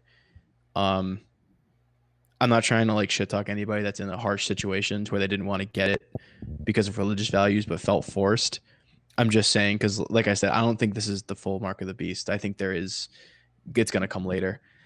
But just keep in mind, the Roman guards that beat Jesus, tore chunks of his flesh off with the hooks and the chains, made him carry a cross down a long dirt road, crucified and stabbed him, did it because if they didn't, they would lose their job. They wouldn't get paid, or they would be in trouble or ostracized. Don't let that be something that stops you. And like I said, like I'm not trying to shit talk anybody. I'm not trying to like say, like, well, you're not a real Christian if you got it. Absolutely not. But just because this seems like it's kind of a conditioning thing. Like, I feel like in the future when the mark of the beast is brought up, people are going to say, well, remember COVID? This was even worse. You have to get it now. Or now, you know what? We had enough of those people that didn't get it last time. Now everyone who doesn't get it goes to jail. That's going to be that. And I'm saying right now, let yourself be taken to jail. Thrive in adversity.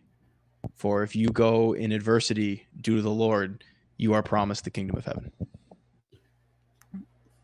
All from a Christian perspective. If anybody in my chat doesn't subscribe to that or believe that, you can take it with a grain of salt. But this is what I know to be true.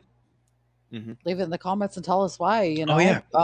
Give us your opinion on it. Yeah. Give us your opinion on it. Just because we have an opinion doesn't mean that our opinions are, over yours. So oh yeah, 100%. Yeah. We don't censor anybody. We don't We're attack people for their views. Yeah, I have plenty of people come on my show with different views. So that's completely fine. It's just ironic. You and I have a lot of similar views. Mhm. I feel Yeah. like there's sometimes where you want the opposite, but I can't give you the opposite on some things. And Oh, yeah. because I do agree Well, with you on things. mhm. Oh yeah, I try to get people on who I can have different views with. A few weeks ago, I think it's more around a month ago now, I had on Jackie and her sister Ace, who are two VOP elites. Jackie goes on Fred Hampton leftists, and I don't agree with her on a lot of things politically. So I loved having her on the show to hear her side of everything. And I don't agree with it, and I'll debate it and talk to her about it. But I like to have people come on with conflict. So if anybody in the comments is scared that I'll flip out and ban them for voicing their opinions, that is not what we do here at VOP. Yep. So feel free to comment. I can only see the comments on Haps, so if there's somebody like absolutely flipping out in the comments and I can't read it, I'm sorry. So the comment on Haps is coming from Hmm. Facebook, Twitter, Instagram, Okay. anywhere where we're hooked up, all but YouTube because we're not on YouTube right now. So it's coming And in from Twitch, all I different think too, platforms. right? We Oh can't yeah, see and the Twitch. rewards on Twitch. I've had people tell me they come by and they throw a couple bits our way, and they like I don't respond because I can't see that we got bits. Yeah, hopefully they'll get this set up differently soon. Yeah, we are working on fixing it up different. We have our app underway. We have our website where you're able to see it. Websites underway, new apps Hmm. underway are coming very, very soon. So, just it's getting exciting. So you gotta stay tuned. Hmm. Exactly. Keep on keeping on with the VOP, and you'll get more content as we go on. Exactly. Hmm. Hmm. Do you have Um, another topic that you would like to talk I about, am Drew? trying desperately to think of a segue in between multiple topics. I'm just like waiting, like, okay, how am I gonna We say were all speaking over the of map. this, and then go into something completely different. Any listeners? Well, well, we actually, if you want to talk like a new topic, um, climate change has kind of been a topic of controversy. We had, well, I mean, it's always controversy, but um, the U.S. is re-engaging in talks of going back into the Paris Climate Accords and another summit, the G20 summit, um, as well as the U.S. and the EU and the Trump era tariff on steel and aluminum. So President Biden is going more into international relations, trying to make trade come through um, with more like globalist style trade, which you don't have to know me for long to know very against, and that I think we need to make sure all of our jobs stay home. One of the big things about Trump's international policies was keeping us out of industry and bringing all that back, and it did bring the economy to record highs. Gas was lowest it's been in a long time because we were making our own energy. Um, a lot of small businesses boomed. Now, I can't entirely blame Biden on this, as we had a pandemic in this first year of presidency that results in us not being able to rely on these small businesses and having to go outside. But it's to the point where it's setting up what I don't like, where after this thing goes away, it's going to be a mass of just globalist trade. US isn't incentivized to make anything. We just become spender, spender, spender until the bubble blows up and we're all a third world country. And happen soon. Hmm. Very soon. We Uh, actually, there was a point in COVID when we first went into lockdown. We came out of the full lockdown and went into you can go places, just make sure you're masked and social distanced. And people were saying it's too early. We should have been, still inside, like completely isolated.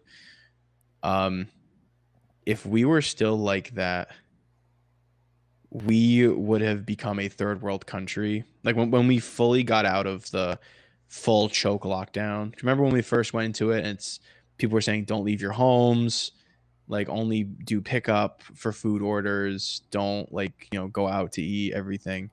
yep. Um 3 weeks after we let go from the full lockdown, if we stayed in lockdown, we would have become a third world country. Dollar would have collapsed. We wouldn't have had any supply chains going through. It would have been disastrous. it would have gotten to the point where we were like fighting in the streets for food because the money that we had would have been virtually worthless. We wouldn't have been able to get any supply chains, and that would have been that. It would have been a wrap for a lot of us. So I'm glad we were able to compromise and get out of it. But still, we're in such this bubble. The economics of our country truly are fascinating with how baffling they can be. And that's why a lot of us go into cryptocurrency and why I like to talk about it a lot.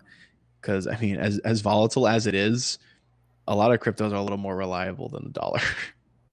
And the internet will be able to regulate anything, whereas we kind of have to think about like the natural economy and a bunch of businesses and stuff.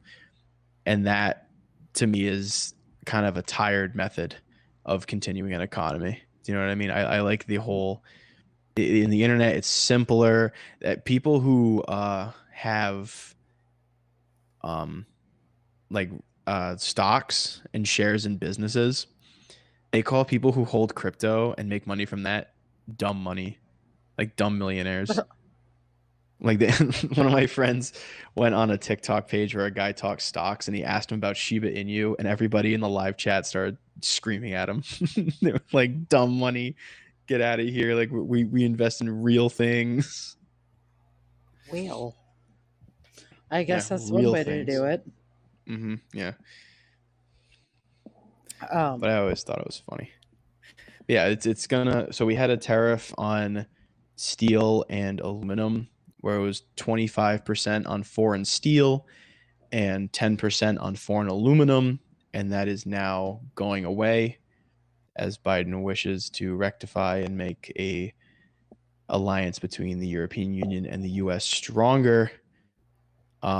I'm personally against that. I liked what Trump was doing, like I said, trying to keep things within our own country, trying to make sure that our own businesses can go about. Hair's just all on my face today. Uh, and I liked having everything home. And now that we're opening up these more avenues to go other places, it's definitely going to weaken the American economy, and it's definitely going to weaken the job market, as we're not going to have enough people in these mills and steel plants to be able to make all this stuff because we're going to be importing it with a lot less tariff. yep.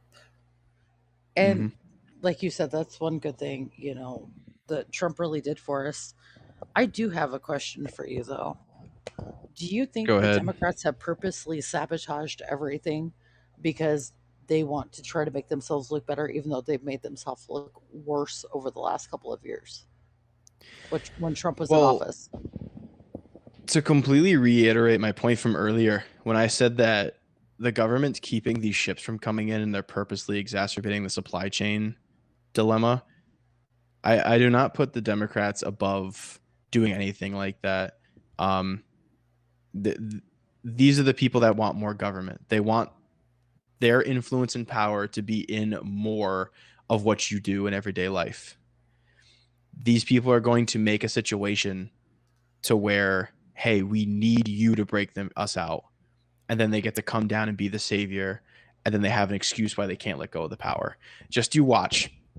Just you watch. A year from now, when a loaf of bread is $85 and no one can feed themselves, their families, no one can go to work because work's paying essentially pennies based on our inflation, then the government's going to come in and say, look, lines for food, everyone can eat. We did it, when they're the ones that hold everything back, and they're the ones that are going to make an environment to where we need to be taken out of.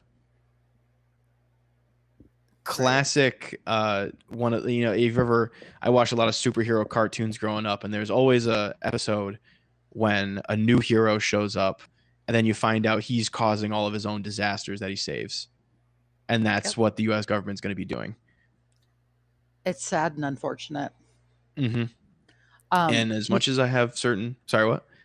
I was just going to ask, do you have a feeling it's more Republican or more Democrat, or do you think it's both that are doing See the this? thing, yeah, and like I feel like it's tough. Yeah, I don't like to put a label on either. Like I don't want to say I'm Republican. I don't want to say I'm Democrat. I feel like traditional Democrats who are in office are doing bad things, like a net bad things, like like Nancy Pelosi, like Maxine Ugh. Waters, like Joe Biden and Kamala Harris. I feel like they're doing more bad than good. And then you have these old traditional Republicans that I also feel like are doing more bad than good. You have Mitch McConnell. You had Pence, who the betrayal at Tu Brutus. You have all these Republicans that take taxes away from corporations so they can get their dividends, and then they don't go to the American people but go to their own pockets. But then you'll have Democrats that'll halt shipping containers trying to come into our ocean, so that way we can't get our supplies. So I feel like they both kind of do their part to make things shittier and shittier. And it's not until someone says enough is enough to when that will stop. Nicely You said. know what I'm saying? Yeah, and like as much Absolutely. as again, and I have issues with Trump too. That there's no candidate that's perfect. The only president that's perfect is you. You're going to be the only politician you agree with on everything. But he did things that were better for the American people. Quality of life went up. The cost of living went down. The economy went up. A lot of other things went up. A lot of the things that people were having issue with, short-term issues, were going to become long-term successes, like with the border wall, with added border security. In Trump's first 2 years in office, under his guidance of the border program, there were more arrests and prosecutions of human traffickers in those 2 years than Obama's 8, because that works and it's shown to work. But oh no, kids in cages, which that doesn't happen. Kids aren't in like barred cages. There are fenced off areas, and I guess it kind of comes down to semantics at some point. But the famous picture of a kid crying in a cage that everyone uses is actually from a protest against that. It's not from what's actually in the facility. The facilities are clean, they're well managed, they have rec rooms, break rooms, they have sports that people can play. And I understand, I think it sucks to be able to have to do that. But when everyone's committing a crime, it's kind of what has to be done. It's an unfortunate reality and a necessary evil. Yeah, in a perfect world, I wish we could just say, no, no, sorry, go away. But like that's not how that works. And the Right. reason why they're detained for a while before getting sent back is it would cost way too much money to send everybody back as soon as we got them. You know what I Yep. mean? Yep. To deport, it takes a lot of money. So what they do is they do it at the end of every month. So if you get caught in the beginning of the month, you're going to be in a jail for a while, which stinks. But it's one of those things where you think, well, what are you going to do? What else are you going to do? Open the borders completely so that way these people can freely smuggle people in, like easier. Completely open up our borders and homogenize to the influence of the cartels. The Mexican government essentially said last week that their government is no longer effective. Everyone's at the mercy of the cartels. Do you want them to have unlimited, uninhibited travel into the southern United States? Yep. I agree with I'm all that. for helping people. Yeah, I'm all for getting people in the right way. Poor families that don't want to be subjugated to those cartels. Yeah, totally. But we can't just let everybody in unfiltered. And it can't be more than just like a regular TSA breakdown. It has to be something big. It has to be a system that's institutionalized. So I agree with that. And like the short term of families being broken up, yeah, that sucks. But the long term of keeping people safe, I'm okay with that. Yep. So that's just what that has to be.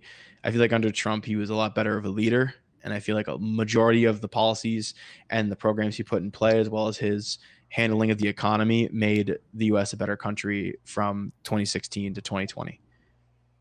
And now Biden's coming in, and now gas, like you said, is $7 in certain parts of California. Around me, it's $3.40, which is insanity. Yeah, gas is so expensive because now we have to outsource that because we can't make our own energy. God forbid. Um, I'm all about nuclear. Everyone knows who watches the show. I'm all about nuclear, and we can't, because nuclear is scary, guys. We can't do nuclear. Um, we can't be energy independent because number one, nuclear is scary. What if it blows up? And two, oh, climate change. The vast majority of the climate change is done by the top elite corporations. You bust down the corporations for climate change, You get rid of plastics, as I say, drinking out of a plastic water bottle. But these things are so commonplace and they're so used, they're inescapable. Actually, I saw a really good video that was published yesterday by YouTuber Jake Tran. Go check him out. I love his YouTube page. He makes videos on economics and other issues in our country that you don't usually know about. How I explain NFTs is modeled after his video about NFTs. And he made a video this weekend on recycling and how it's a giant scam, and how, as much as we recycle plastic, it's not going away. This all gets put in landfills, whether or not you put it in the blue bin or the green bin, it all ends up in the same place. And that's unfortunate. And I wish we could do more about it, but there isn't a whole lot. I've seen the process of turning plastic into clothing, which I wish was a more commonplace thing to do with recycling. What they do is they stretch the plastic thin over the course of multiple turnstiles until it's a fiber, and then they'll make clothes out of it. And I feel like that would be an awesome way to reuse our plastic. It I would have be a great never way heard of to that. yeah, there are a couple brands that say like, "Oh, it took 5 water bottles to make this shirt, but here's my $1 million idea, and someone's going to steal this and become a billionaire, and I'm never going to know why." What you should do is you should make a clothing company where you bring in major stylists and then you only make clothes from recycled plastic, like shirts, pants, everything. But you make it all fashion forward. Negotiate something with the government to where you get essentially no taxes, because everything you do is reducing the carbon emissions and the plastic pollution. And then you can keep all your profits untaxed if you negotiate with the right president, because you're doing an insanely good thing for the earth. I feel like if you go up to the Biden administration and say, "Hey, I run this business. I make like this amount million per year. I'm paying all these taxes. I'm doing such a good thing. I'm lobbying to not have to pay all these taxes when I'm reducing the uh, the impact of plastics in our oceans and in our food." That's actually what's happening. I don't know if you know the full extent of how bad the plastic pollution is getting. When plastic is dumped into the ocean and dissolved, it gets absorbed in the rainwater. And then when that water gets into vegetables and fruits, it then gets into everything we eat. You bite into an Yeah, I didn't know apple, that. there's probably thousands of microplastics in that bite because it's in the rainwater that's feeding the tree. There's microplastics in meat because they eat plants that are watered with water from plastic waste and runoff. It's really bad. Now, I'm not one to Interesting. say, climate change is like issue number one, but I do believe that the plastic waste is issue number one. And it's something that needs to be addressed. And hey, you want to make a clothing brand, you got a couple of mil lying around, someone at the bank that'll give you a good loan. Get a couple of designers on and make all your clothes out of this. Don't make it your entire niche, just make good clothes. Get like a couple of celebrity brand deals, know some people, and you'll be significantly cleaning up the planet. And then you'll be able to get tax write-offs. Because if you go into the president and say, "Hey, all of my materials are made from this, I'm cleaning up oceans," you're going to make some money. You know what I mean? That's a very smart idea. I'll accept Very smart. royalties on anybody who actually does that. And I'm his manager, and so his royalties are 80%. You guys get 20, and then I could cut it. $25, not I'll take a $25, cut 25 of that. cents from each 25 cents from every article of clothing sold. Oh yeah, Goes I like that too. right to the political zoo and VOP. If my Shiba investments take off, I'll make that business. That's how I'm going to secure wealth. Is I'll keep on the clothing That's design, super the smart. recycled clothing trend. And people were getting as back in the olden days, furs, Hmm. and now they have to have a whole bunch of fake fur because they're trying to help animals, which I mean I completely get, but they're trying to preserve wildlife, and now you're trying to help the wildlife as well by making clothing out of water bottles. So I think you all got going. You could get some Mhm. fake fur and put them on the plastic and make them like plastic boots with fur and ooh, I like that. Yeah, you can make all I kinds of won't stuff from it. It's yeah. You want what? I, I'm weird. I will never wear anything that's with real fur or Oh any yeah, kind you of one of skin. those? Nice. And it's not because of that. It just freaks me out. I Like don't know. everybody, I oh, had a hat. touch the alligator, and I'm like, no, it's gonna eat me. Like, no, good. Nope. I had a hat in high school that was it was real rabbit fur on the inside. It was one of those like hunting hats. And long bus rides during wrestling season from cold Massachusetts town to cold Rhode Island town were great with that hat on. Kept nice and toasty. Ears were always warm. Never uncomfortable in that hat. I don't know what my deal is. Like I think of Mm-hmm. fur and I'm like, oh, look at that poor Thumper, or that poor Bambi, or Mm-hmm. the poor wolf or whatever that had to make that for me just to stay warm. Give me the give me like something that's super warm with cotton or you know what's really bad though is I do like wool. I do like to stay warm with wool, but Aves don't have to Well, die for that. yeah, I was gonna say sheep don't have to die for that. It's actually good for them to be sheared. They get uncomfortable if you don't shear them after a certain amount of time. So that's the only animal thing that I like is wool and um I do have like a blanket that's like the soft fuzzy blanket, but it's not any animal Mm-hmm. product. But those are the kind of things that I like. But if I just feel so bad if I see an animal there and I feel like I've done something wrong by wearing it. I get you. This, yeah, I know people like that who are, softies like you. No, I'm just kidding. But like I understand the argument against it, and I know, but it's just it's one of those things where I'm top of the food chain. This is one of the luxuries that comes with that. I get to wear Well, really warm hats. and that's one thing. Like I am very much into eating meat. I'm very much into eating meat. And the only thing that I have a hard time with is just wearing the animal. And I will never understand it ever.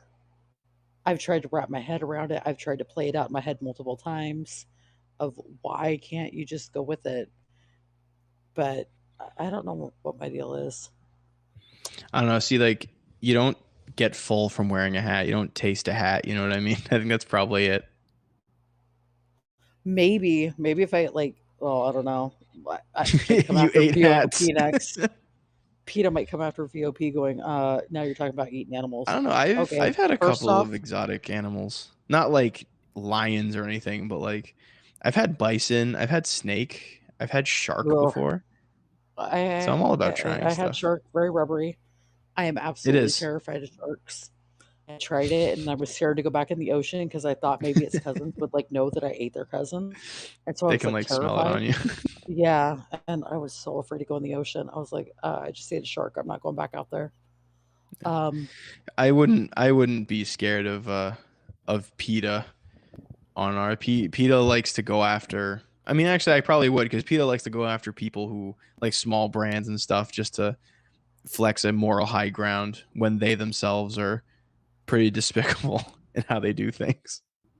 PETA is ridiculous. I found something on Oh Twitter. I yeah. don't know if you've seen it the other day that I had posted something on Twitter. And you know what? I'm going to go look for it real quick and read this Mm-hmm. to you guys because I want your guys' Well, opinion on yeah. this. PETA has killed more animals than they saved. PETA Hmm. constantly is full of people that want to do good, and I don't fault them for that. People that like animals, but they don't know how to actually like take care of like these animals. There's been a couple instances of them releasing saltwater animals into fresh water and vice versa. PETA one time took a dog off of someone's porch and then put it down. They PETA has dressed children up in animal furs and then made them run through hunting season like areas to get hunters to not shoot the animals but almost accidentally shooting their kids. The head of PETA hates pit bulls. So if a pit bull ever enters a shelter sponsored by PETA, they're supposed to be put down sooner. They are a company that they only care about how other people think of them. They don't actually care about the animals. Yeah, no, Like and they they yeah they're one try of those to reputation only. What? mhm, they I know, try and to like act they like they yeah. care. Oh yeah, and they go after restaurants and they like try like, oh, you sell meat and whatever, and it's always really, but you do this. You don't actually care about animals. There was one restaurant I saw that was really cool where I think it was more local around where I am up here in New England. It was a restaurant that had like a crane game, like the stuffed animal crane game you can play in like bowling alleys and restaurants and stuff Oh, yeah, sometimes. yeah, yeah. Yeah, they had that except for lobsters. And the claw would go in a tank, and if you were able to successfully pick a lobster, you would have it for free. You know what I mean? So like, That's a weird prize to be winning, but okay. no, it's sick. I would do that. If you're good at that crane, you can get a full lobster dinner for like $5. But then, the Oh, animal okay. rights activists came up and said, that's not humane, that's not ethical. To which it's like, bro, they're lobsters. They don't. Do you think they understand the concept of a crane machine? Like, it's not. I wouldn't call it inhumane as long as like the tank is cleaned and the lobsters aren't like eating each other. I think it's fine Or because sick that or happens in some unhealthy. Yeah. places. I watch Kitchen Nightmares. I saw that episode where someone didn't clean the tank out and like the lobsters just eat the corpses of other lobsters. Ugh. Oh yeah, and then that like decaying tissue gets into the lobsters and contaminates the living ones. So you always want to clean out the lobster tanks. I mean, that's a really cheap meal, though. I've never had lobster. Yeah. I've always wanted to try it. Uh you got to come up here with Dan one of these times because there's plenty of places that have awesome lobster dinners up here. I love crab and I Mm, love fish, uh, mussels, scallions. hmm Um, or is it scallions? No, that's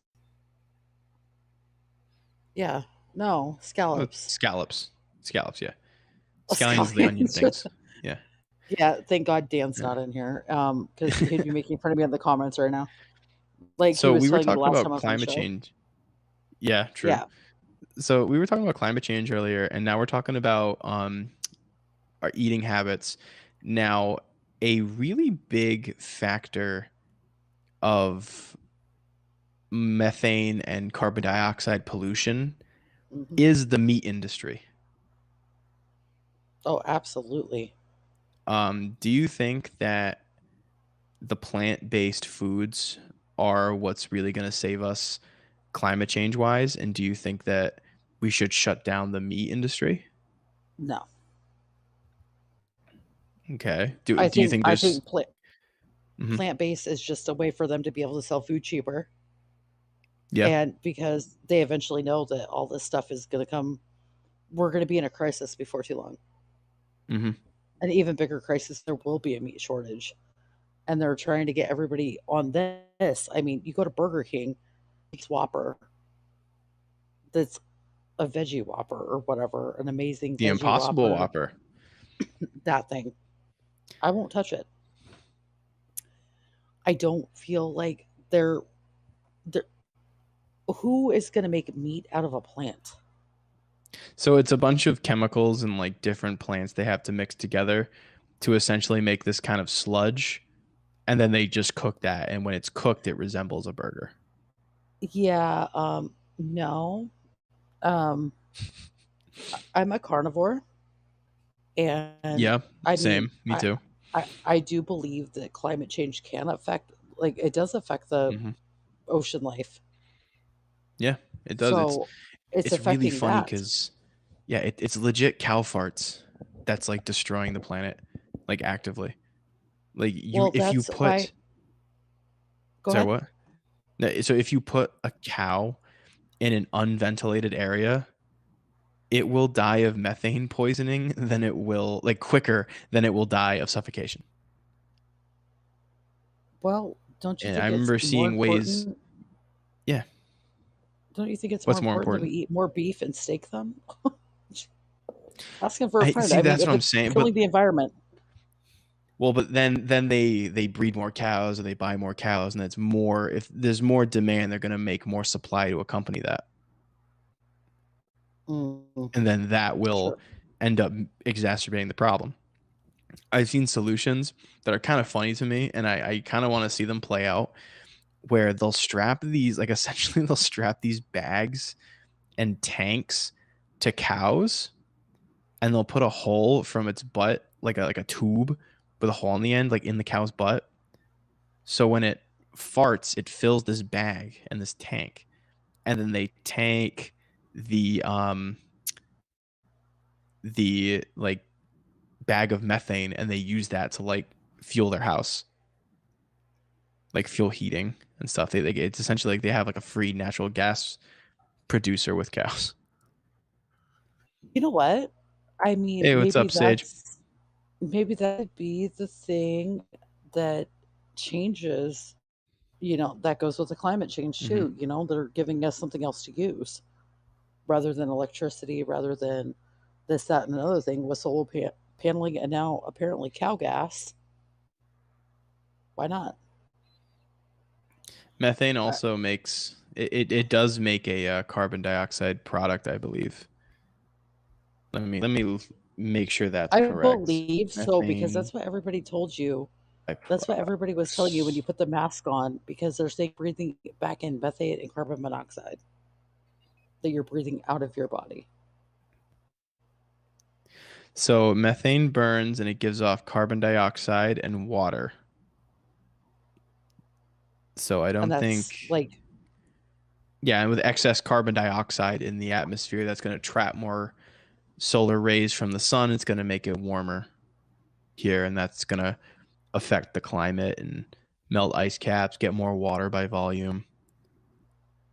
So that's definitely something I mean, it'd be a lot better than just having the methane up there, because the methane is more dense. It'll trap more gases in.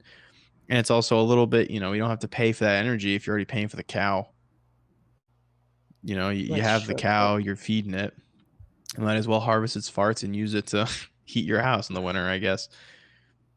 Imagine like a truck driving down the Mm. highway and rolls over and it's full of like methane cow farts, and there's this Uh, giant rollover, and your car pulls up to the rollover and just the cow farts just come out.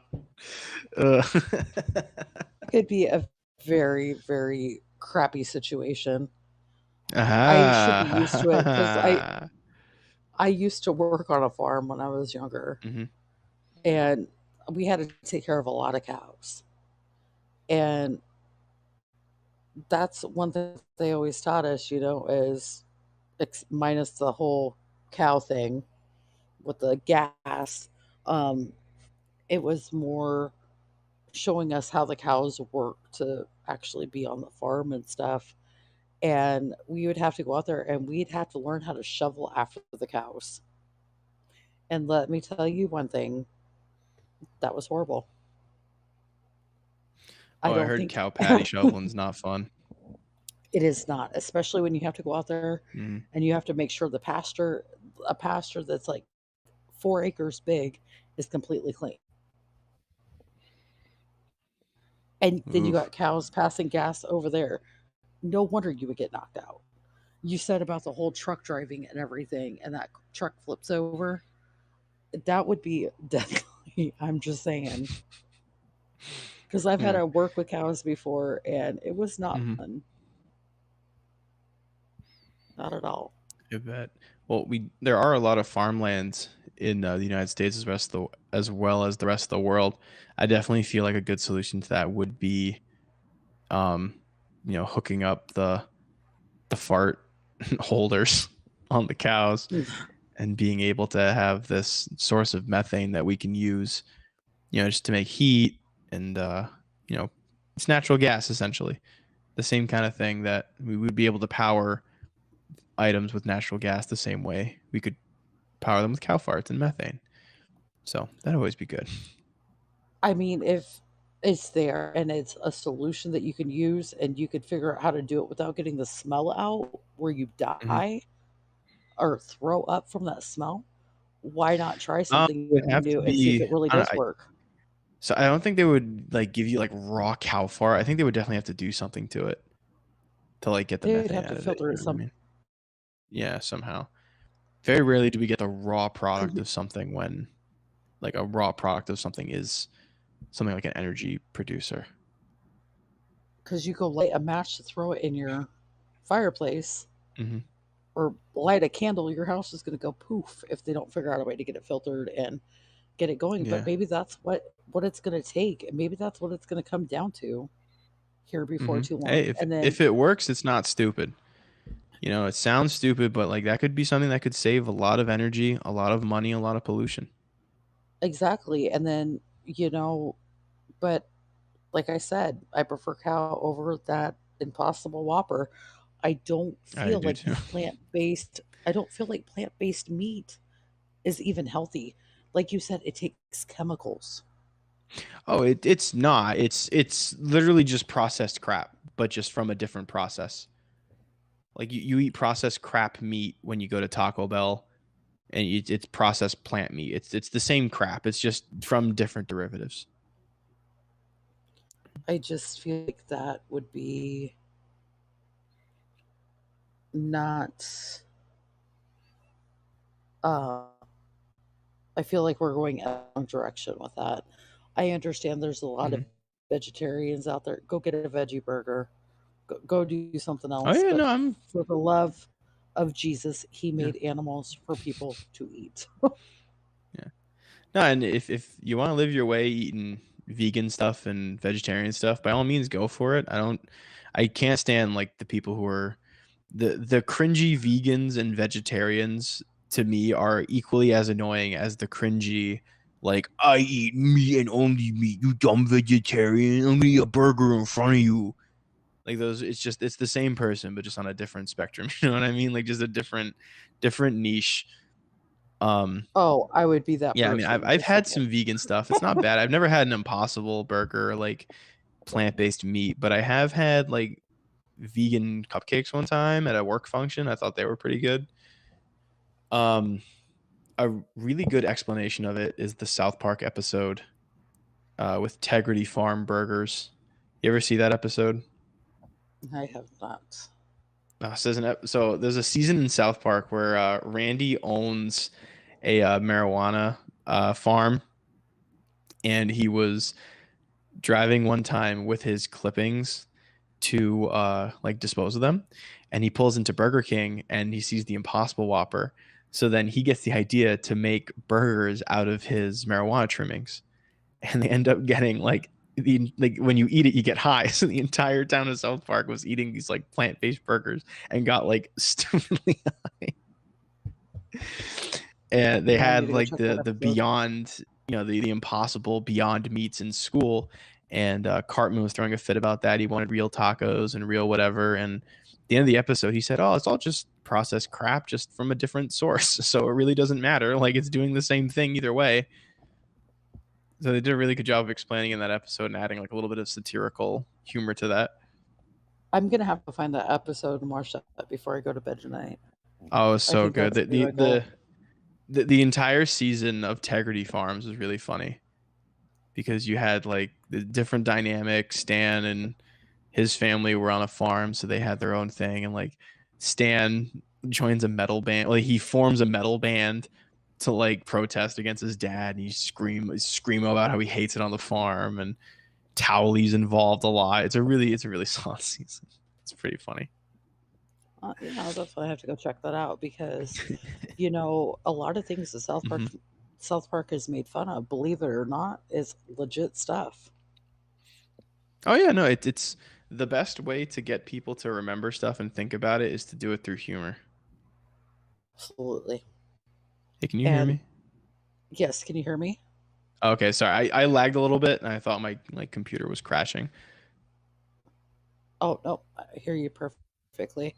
Um, Sweet. but no, I see that they do with it, like The Simpsons, even. The Mhm. Simpsons have called all this stuff, and now South Park is doing the same thing. And you got to find the humor in it, because, but then a lot of people get offended by it.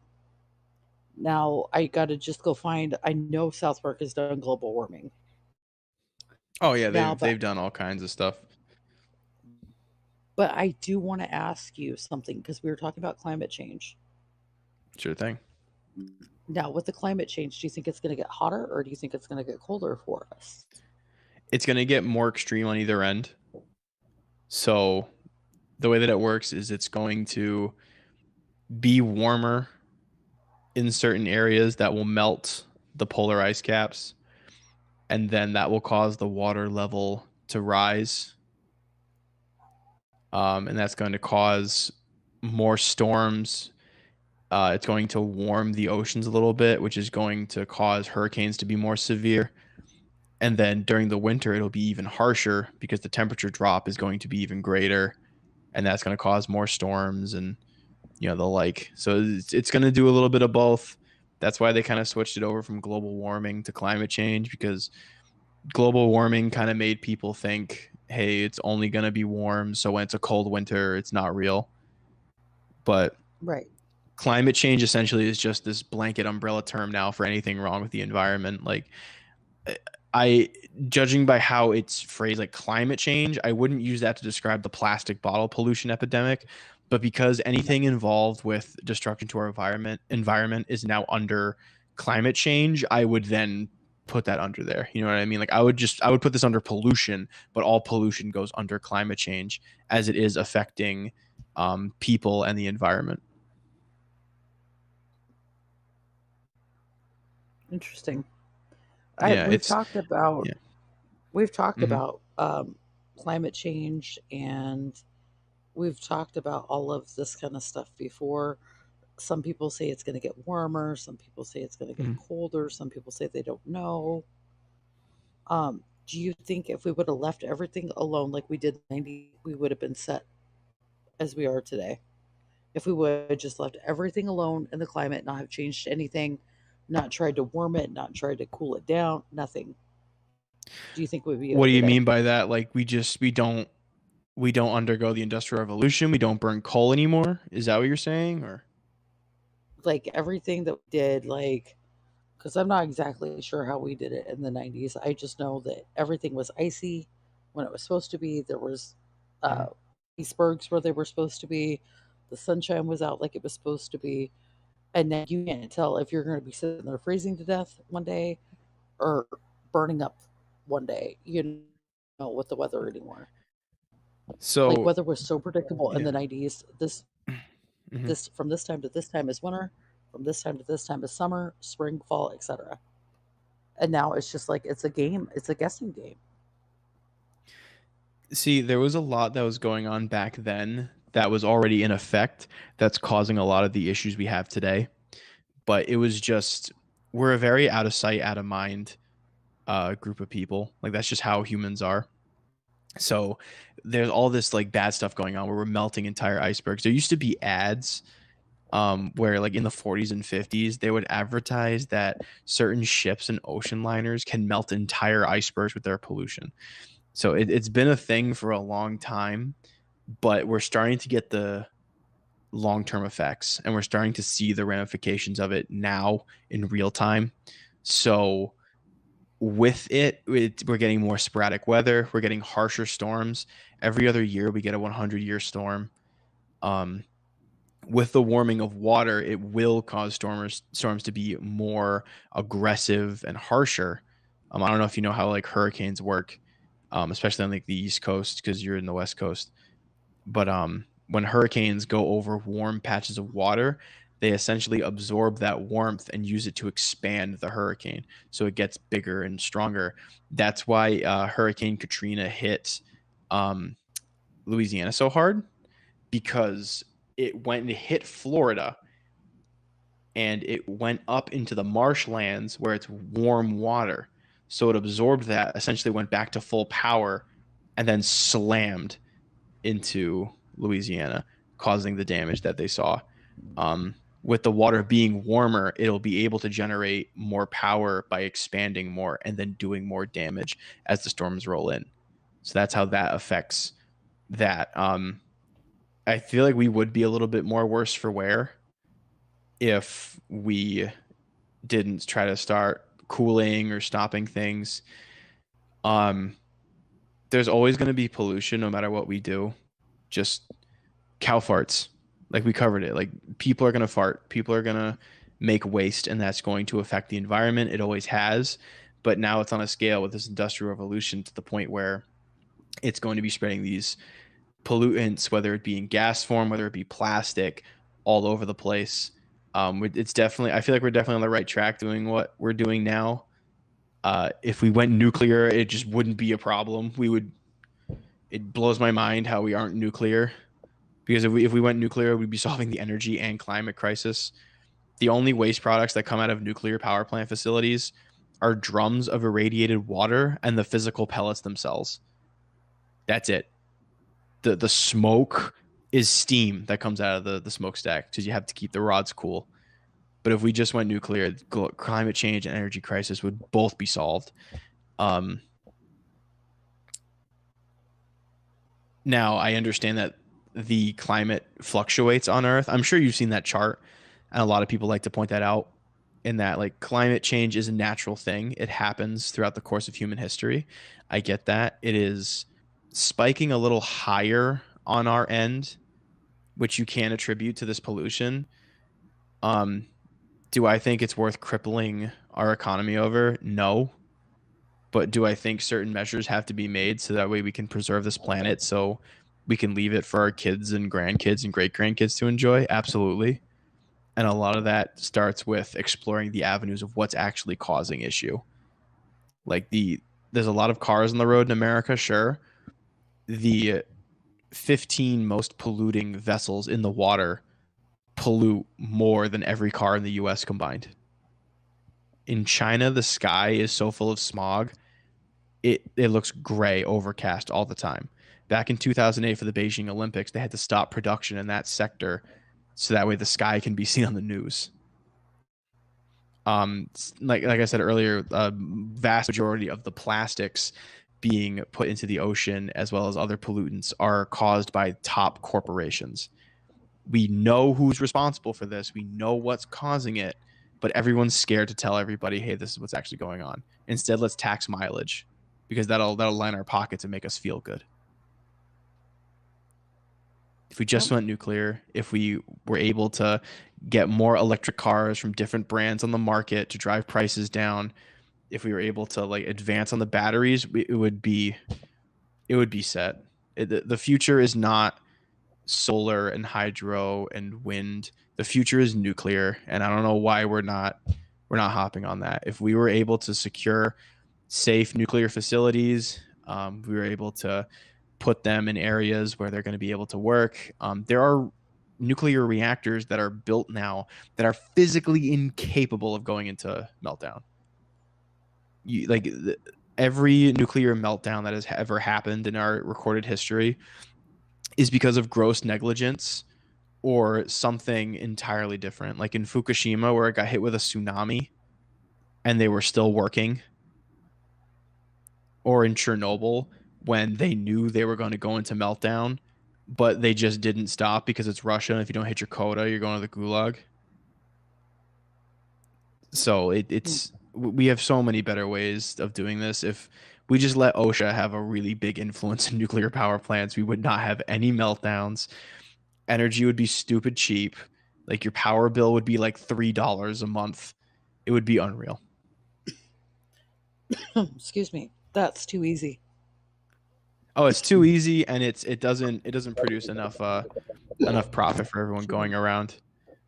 It Yeah. doesn't line the pockets of politicians. It doesn't have any buying power or staying power. There has to be some kind of war on something. There has to be a conflict going on. Because when there's no conflict, the show ends, and we're in it for another 3 seasons.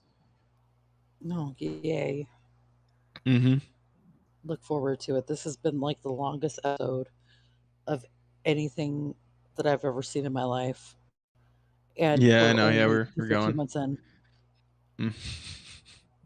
That's right. It's unreal. And like the solution's right there. All we gotta do is just get people to agree to it, and they just won't because they don't know enough about it. Things are scary. I see a lot of people say that they go in their classrooms, like children's classrooms, and there's, like teachers will put up posters and stuff. That's fine. But there's one that a specific parent brought up in a forum that I was in, and he showed a picture where on the poster it said, these are green, good forms of energy, and it's solar, wind, and hydro. And then it said, these are bad, dirty forms of energy, coal, gas, and nuclear.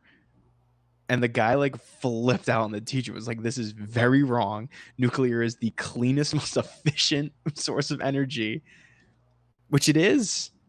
Like I said, the only exhaust, the only waste is nuclear waste, like the liquid of nuclear waste you think of when you watch old superhero movies, which is just irradiated water. That's all that is. And the physical pellets that make the energy itself. So I don't know if you know how like the nuclear power plants work. So it's a ceramic pellet that's made from a certain percentage ceramic and a little bit of uranium 235.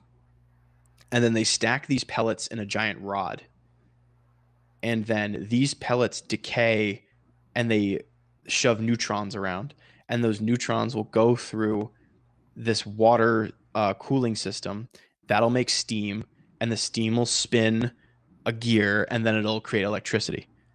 It's kind of just like advanced hydropower. You know what I mean? Interesting. And the reason why it's called a meltdown is because if the pellets get too hot, they melt and fuse together. And the bigger an object is, if it's radioactive, it's going to produce more radiation. It gets to the point where it can't be controlled. That's why it's called a meltdown, because the pellets have to physically melt. But there are ways to avoid that, and you can tell it's going to happen days in advance to where you can shut everything down to avoid it and have someone come in and fix it. And it's just the fact that we know, like, I'm I'm not a nuclear physicist, and I know that much. Everyone should know that much, and everyone should be on Capitol Hill saying, why aren't we doing this everywhere?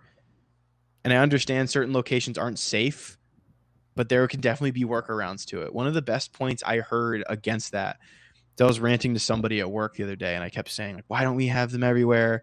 If we just put like a power plant and like at least a couple of nuclear power plants in every state, we'd be fine. Somebody brought up a really good point. Okay, what if you put it in California, where there are earthquakes? You can't have an earthquake on a nuclear power plant. It'll blow up. It'll jostle some things, and that is a genuine problem. To that is where you're going to need to be able to set them up in safe locations. And you're going to need to make sure that the security systems are online. You're going to have to make sure that the cybersecurity is very robust and online. But it is something that's achievable. And I know SpaceX is working on individual nuclear generators. Have you seen that? I have not. That was announced earlier this week. Someone they leaked that they're working on nuclear generators that are about the size of like the concept image had a handle on it, so I assume it could be carried around. Might be a little bit bigger, but it can power 8 houses for 100 years based on the energy it puts out. Interesting. Yeah, nuclear is nuts. It is the most efficient, cleanest way of powering. If you were able to build a small nuclear reactor, you could power your house off the grid and never have to pay another power bill. You just gotta make sure it doesn't blow up. Just I never knew so much and knew so much about that. Like I always thought of Mhm. nuclear is like boom, you're done. That's what, like, we're kind of conditioned to think that based off of the nuclear bomb, because like with so the nuclear bomb, the reason it's so effective is because it produces a lot of energy in one giant burst. Nuclear power plants produce that much energy just really slowly, so we can all take it out. It's capable of anything capable of great harm is able of doing great good. And like, yeah, you're scared of that. I wouldn't want a nuclear power plant in my town that it blows up and kills everybody, or irradiates my town so I can't go anywhere. Like I understand Correct. that, but if like the knowledge was more out there, if people knew what I knew about it, they'd be able to say, hey, we'll have this here. We'll put this here. We'll get a nuclear power plant that can power a city for 80 years on the current supply it has, and then just take it out and replace the ceramic pellets with new ones. Like we But don't have to again, have this it's giant debacle. right. And then where it comes in at though is like you said earlier, it doesn't fit the narrative. It doesn't fit those pockets. Mm-hmm. And That's my right. whole thing is here in California a few months ago they were talking about how we could have rolling blackouts because there's not enough energy to go around. And to me, I'm thinking to myself, how do you not have enough energy to companies run homes, everything? And it Mm-hmm. just so happens it's right when the pandemic starts. During the times and all when all this stuff is going on, they're like, oh well this could happen, this could happen. How do you not know? Or how do you not know? How do you have this energy stuff and then you go, turn around and tell us, oh well there's not enough to go around, but you know how many citizens you have, you know how big California is, and yet you do nothing to try to fix this situation. The government here is nothing for it. So I like where you're going with this because as though I said the electricity is few between around here. It's weird, I've never heard of that before. I've never heard of an electricity supply shortage. That's crazy. I can only imagine being in rolling blackouts because of an energy shortage. We usually don't get those around here. I live in a small town in, Massachusetts, so we're usually fine. We actually our main power plant shut down a couple of years ago, but we were able to be fine. We actually past couple of days power has kind of been an issue. We had a pretty rough storm hit our neck of the woods up here in Massachusetts. Um, the Cape had 90-mile-an-hour winds. So it was insane. I went Yikes. into work the other day and I showed up and there were not one but two trees in the road on the way to work. I had to come off the highway, evade a tree, get onto the road my work is on, and then evade a tree to get into the parking lot. Like there were two that fell and the wind was crazy. You ever drive in a windstorm? It's terrifying. Your car just Oh gets yeah. pushed. You just feel like you just move over. It's nuts. It's terrifying. Well, you were talking about hurricanes earlier. We Hmm. actually just experienced all up and down the West Coast here this last week. We had a bombshell cyclone right through the West Coast. So I've never been a the part of a cyclone. winds, Explain it to me. um, the Bombshell part that we cyclone? got, Like, is that like a term, yeah, or did you just use a fun yeah, adjective? it was a term that they used, Hmm. and it because it's supposed to be winds up to 90 miles an hour, um, lots and lots and lots of rain. And Wow. California really needed the rain. It helped for a little bit. Now going back and saying wildfires are back in effect. Oh, But what it jeez. does is it breaks down and you get these crazy winds, almost like a hurricane or a typhoon, and it can like affect ocean and the ocean rising. It was rising water beds and causing flooding everywhere. So it was like lots and lots of rain and the winds. So it's not as bad as a hurricane, um, but they said this was the biggest one, and it started all the way up in Canada and went all the way down to the West Coast, down around Mexico and California. But That's luckily, we got the crazy. tail end of it. We got the tail end. We had about 60 mile an hour winds, and I had a window open, and I went to go. I was cleaning, and the wind was blowing so hard, all the rain blew into the house. and I had to go shut the window and everything because I wasn't expecting all that. And so the rains were so heavy, it caused flooding outside. My dog wouldn't even go outside because she's terrified of water. And That's crazy. she just looked at me like, no, you can go outside. Yeah, no. So she's like, yeah, no, see these paws? You get snow around her, and an absolutely different dog. She loves the snow but hates the rain. But um, it was causing massive power outages going down the coast as well.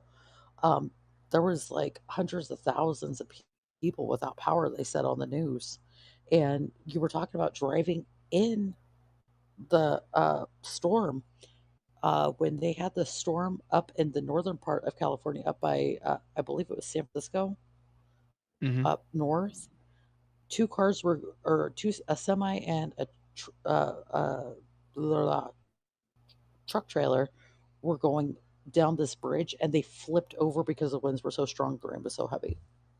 That must be terrifying to just out of nowhere your car or truck just starts rolling. And then for the people behind them, they can't just slam on their brakes fast enough or they slide. I could Mhm. only imagine. I could only imagine how scary that was. Terrifying.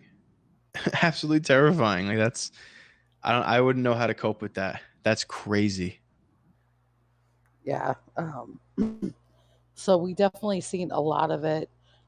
More so, you get the leaves because from what I've seen in California, it's warm all year round, just about, except for December. And it's just like, when are we going to get winter? When can I Yeah. throw on the hoodies? when can I Yeah. when can I wear those cute winter outfits that I packed? When's it going to happen? And down in California, it's very unpredictable because you don't know. And you were also talking about the nuclear thing, and that's funny that you brought it up about the earthquake thing too, Mhm. because we're getting lots more earthquakes over here now. I actually experienced my first one a few months ago. Oh wow, how was that? I was sitting in bed because I had just barely woken up. No, I went to go lay back down because I finished doing a morning show on Saturday. I finished it up for Mhm. Dan, and I went to go lay down after the show, and I have a bearded chicken, and her tank started Oh, sliding, cool. and my dog's Oh on the no. floor, Oh all no. terrified. And I'm sitting there, I was like, and I'm sitting on the bed, and like the bed just starts going back and forth really fast. And I was like, okay, what did I drink? What did I eat? Why am I hallucinating? And I thought maybe the dog may have kicked the bed, even though she's little, she can make something Mhm. shake or something. And I'm like, what's going on? And I'm looking, and the next thing I see, my TV swaying. I go, oh no. Wow. And I'm sitting there texting my other half while he's at work. I go, did you feel that? Did you feel that? He's like, what are you talking about? And I text his stepdad real quick. I go, so is there earthquakes around here? He's like, oh, you just felt that? I was like, yeah, no, we're done here. We're done. It was very terrifying. It was just a few seconds, but a few seconds to make you feel like you weren't stable, or like even in your head, it felt like, because you haven't experienced that before. And so, like, That's nuclear down here would crazy. be a very, very bad thing because California is covered in earthquakes. Yes, So they'd have to that figure was that the out. big thing is someone brought that up, said, well, they use the most energy out of all the states, but you can't put in nuclear power plants all over the place because then an earthquake would cause a meltdown. Yep. Yep. That It would definitely be big. would, Could you build a because building on a gyro? have you, Or would that be like engineering impossible? you're asking the wrong person because I'm not engineering savvy. If anybody knows in the comments, please let us know I got a buddy I because can now I'm ask about curious. that so I can come back next time with an answer. Yeah, maybe like you just like those gyro bowls they make for like toddlers and babies where no matter what the bowl stays upright. You do that, Hmm. but you put it in the foundation of a building, so when it shakes, it just kind of shakes like a bobblehead. There's no like issue. I don't know. I don't know enough about earthquakes. I've only been in one my entire life, and it was last year. And it wasn't even a big one. I was sleeping. I got woken up by it. I looked at my clock. I saw it was like 10 a.m. And I said like, why are they doing construction on a Saturday? And then roll back over because I there's a lot of road work in the city I live in. So I thought that they were just doing road work. So I just rolled over and went back to bed. Like it wasn't that big of a deal. It didn't like shake anything, break anything. I didn't freak out. Is I usually sleep through them because we get they can register up to like 15 or 16, if not more, a day around here. Hmm. But they're the Wow, tinier ones. And the scary part is we're not far from the ocean. And like my biggest that's fear, right. and I've even looked at my other half. I'm like, what if we have an earthquake and we start going into the ocean and a shark swims by me? Double whammy. And he's like, "That's your serious question?" I was like, "Yeah," because I'm gonna tell you Never what, you're know. gonna see a big girl go running because I'm not gonna play around with it. It is very very scary if you think about it because this is the stuff that they talked about in the Bibles too: the fires, the tornadoes, the Yeah, hurricanes. All these natural yeah. disasters are coming to pass, and two Hmm. hurricanes back to back. That's unusual for the South. Usually, the Yeah, South gets one really big a year, and they had three different hurricanes this year, and absolutely. I tornadoes don't. were in an upspin. Yeah, yeah. I don't. I understand it's kind of a meme, but I'm gonna quote the Joker movie. Say, can't you just tell that things are getting a little bit crazier out there? Like everything just feels like it's Absolutely. winding up. Everything feels like it's just amping up. It's getting crazier and crazier and crazier until it gets to a head. Yep. And that's the scary part, and that's the part that people fail to realize Hmm. is this is not normal. And do you think all this is because of global warming or global change, climate change? Do you think that that could be See, causing every single incident that we're going through now? like a lot of that stuff I see as the how, not the why. You know what I mean? Like a good example I used to Mhm. say is so say I walk over and I turn a light bulb on. You ask what happened. Oh, Drew turned a light on. No, idiot. You believe that there's a Drew? Absolutely not. What happened was electrons flowed from the wall into a wire into a light bulb to then turn it on. You know what I mean? Like it's just because there's like a scientific explanation for it does not mean God's completely out of the question. Right. And a lot of people are saying, well, this is the science behind it, this is the science behind it. Hmm. But I wanted to get somebody else's opinion on it. Like I've told you before, a lot of this stuff has been predicted before. And Oh yeah, no, it's something where like we can't escape it because we're who we are. I definitely believe that it's like God's plan that it's unfolding, but like there is a way to explain it, but it is like it is it's the end. It feels like at least, but it is, there are things that cause it, but God's the one in control ultimately. yes. Hmm. And it's just, I think it's going to get more interesting how this is going to play out. I'm not Hmm. wondering if the way that our government is going, if we're going to seriously turn back to like 1940s in Germany, where there's going to be camps that don't vaccinate, camps for people that defy, and they're going to be doing that because I've heard rumors um, that things like that are already taking place in America, and things like that are already starting in Canada. Oh I yeah, heard a it's friend talk messed up about in that in Canada Canada. right now. I've seen Yeah. that. Yeah, it's messed up. They gotta like present. It's even more messed up in Australia. Have you seen that country too lately? Yes. Not lately. I seen it a couple weeks ago, and And it's there's like terrifying. passports and yep. Would you hear about It's one. There's actually I saw the bargaining power of a union in New Zealand, because Australia is doing some pretty intense COVID regulations. New Zealand was trying to follow suit. They were saying that every job had to have 100% vaccination. You had to be vaccinated to work there. Truckers union said absolutely not. So the truckers union blocked off all of the major highways in New Zealand, and within hours, they negotiated some new terms because they were Jeez. able. If you can get the backbone workers of people to protest something, it will happen. If you get every single employee at Amazon to just sit down and not put anything into trucks, if you get the people who are at the docks loading things to go on strike, if you get people who are like mail deliverers, people who are truck drivers, pilots, you can solid get things done. You hear what's going on with Southwest, planes being canceled all over the place. I have a friend whose parents are trying to make it to Florida. They've been trying for the past 3 weeks, and they can't get a flight out every time they try. Sorry, we don't have a captain today, or we don't have enough crew. We can't fly to Florida.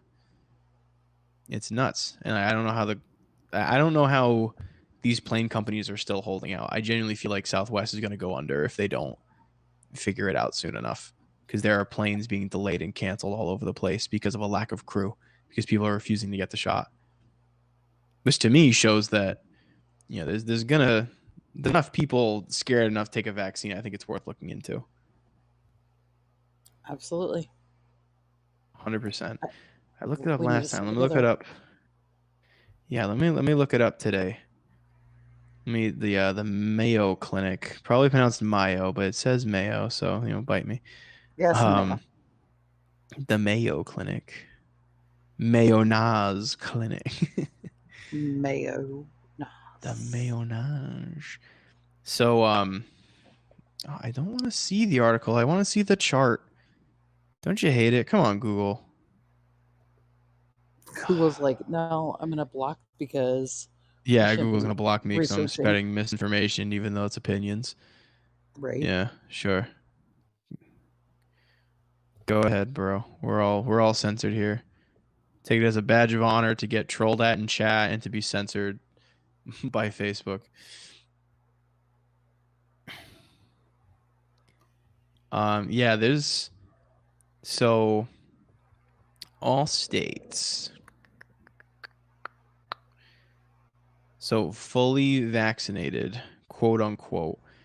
Um, most states do have over 50% of people fully vaccinated.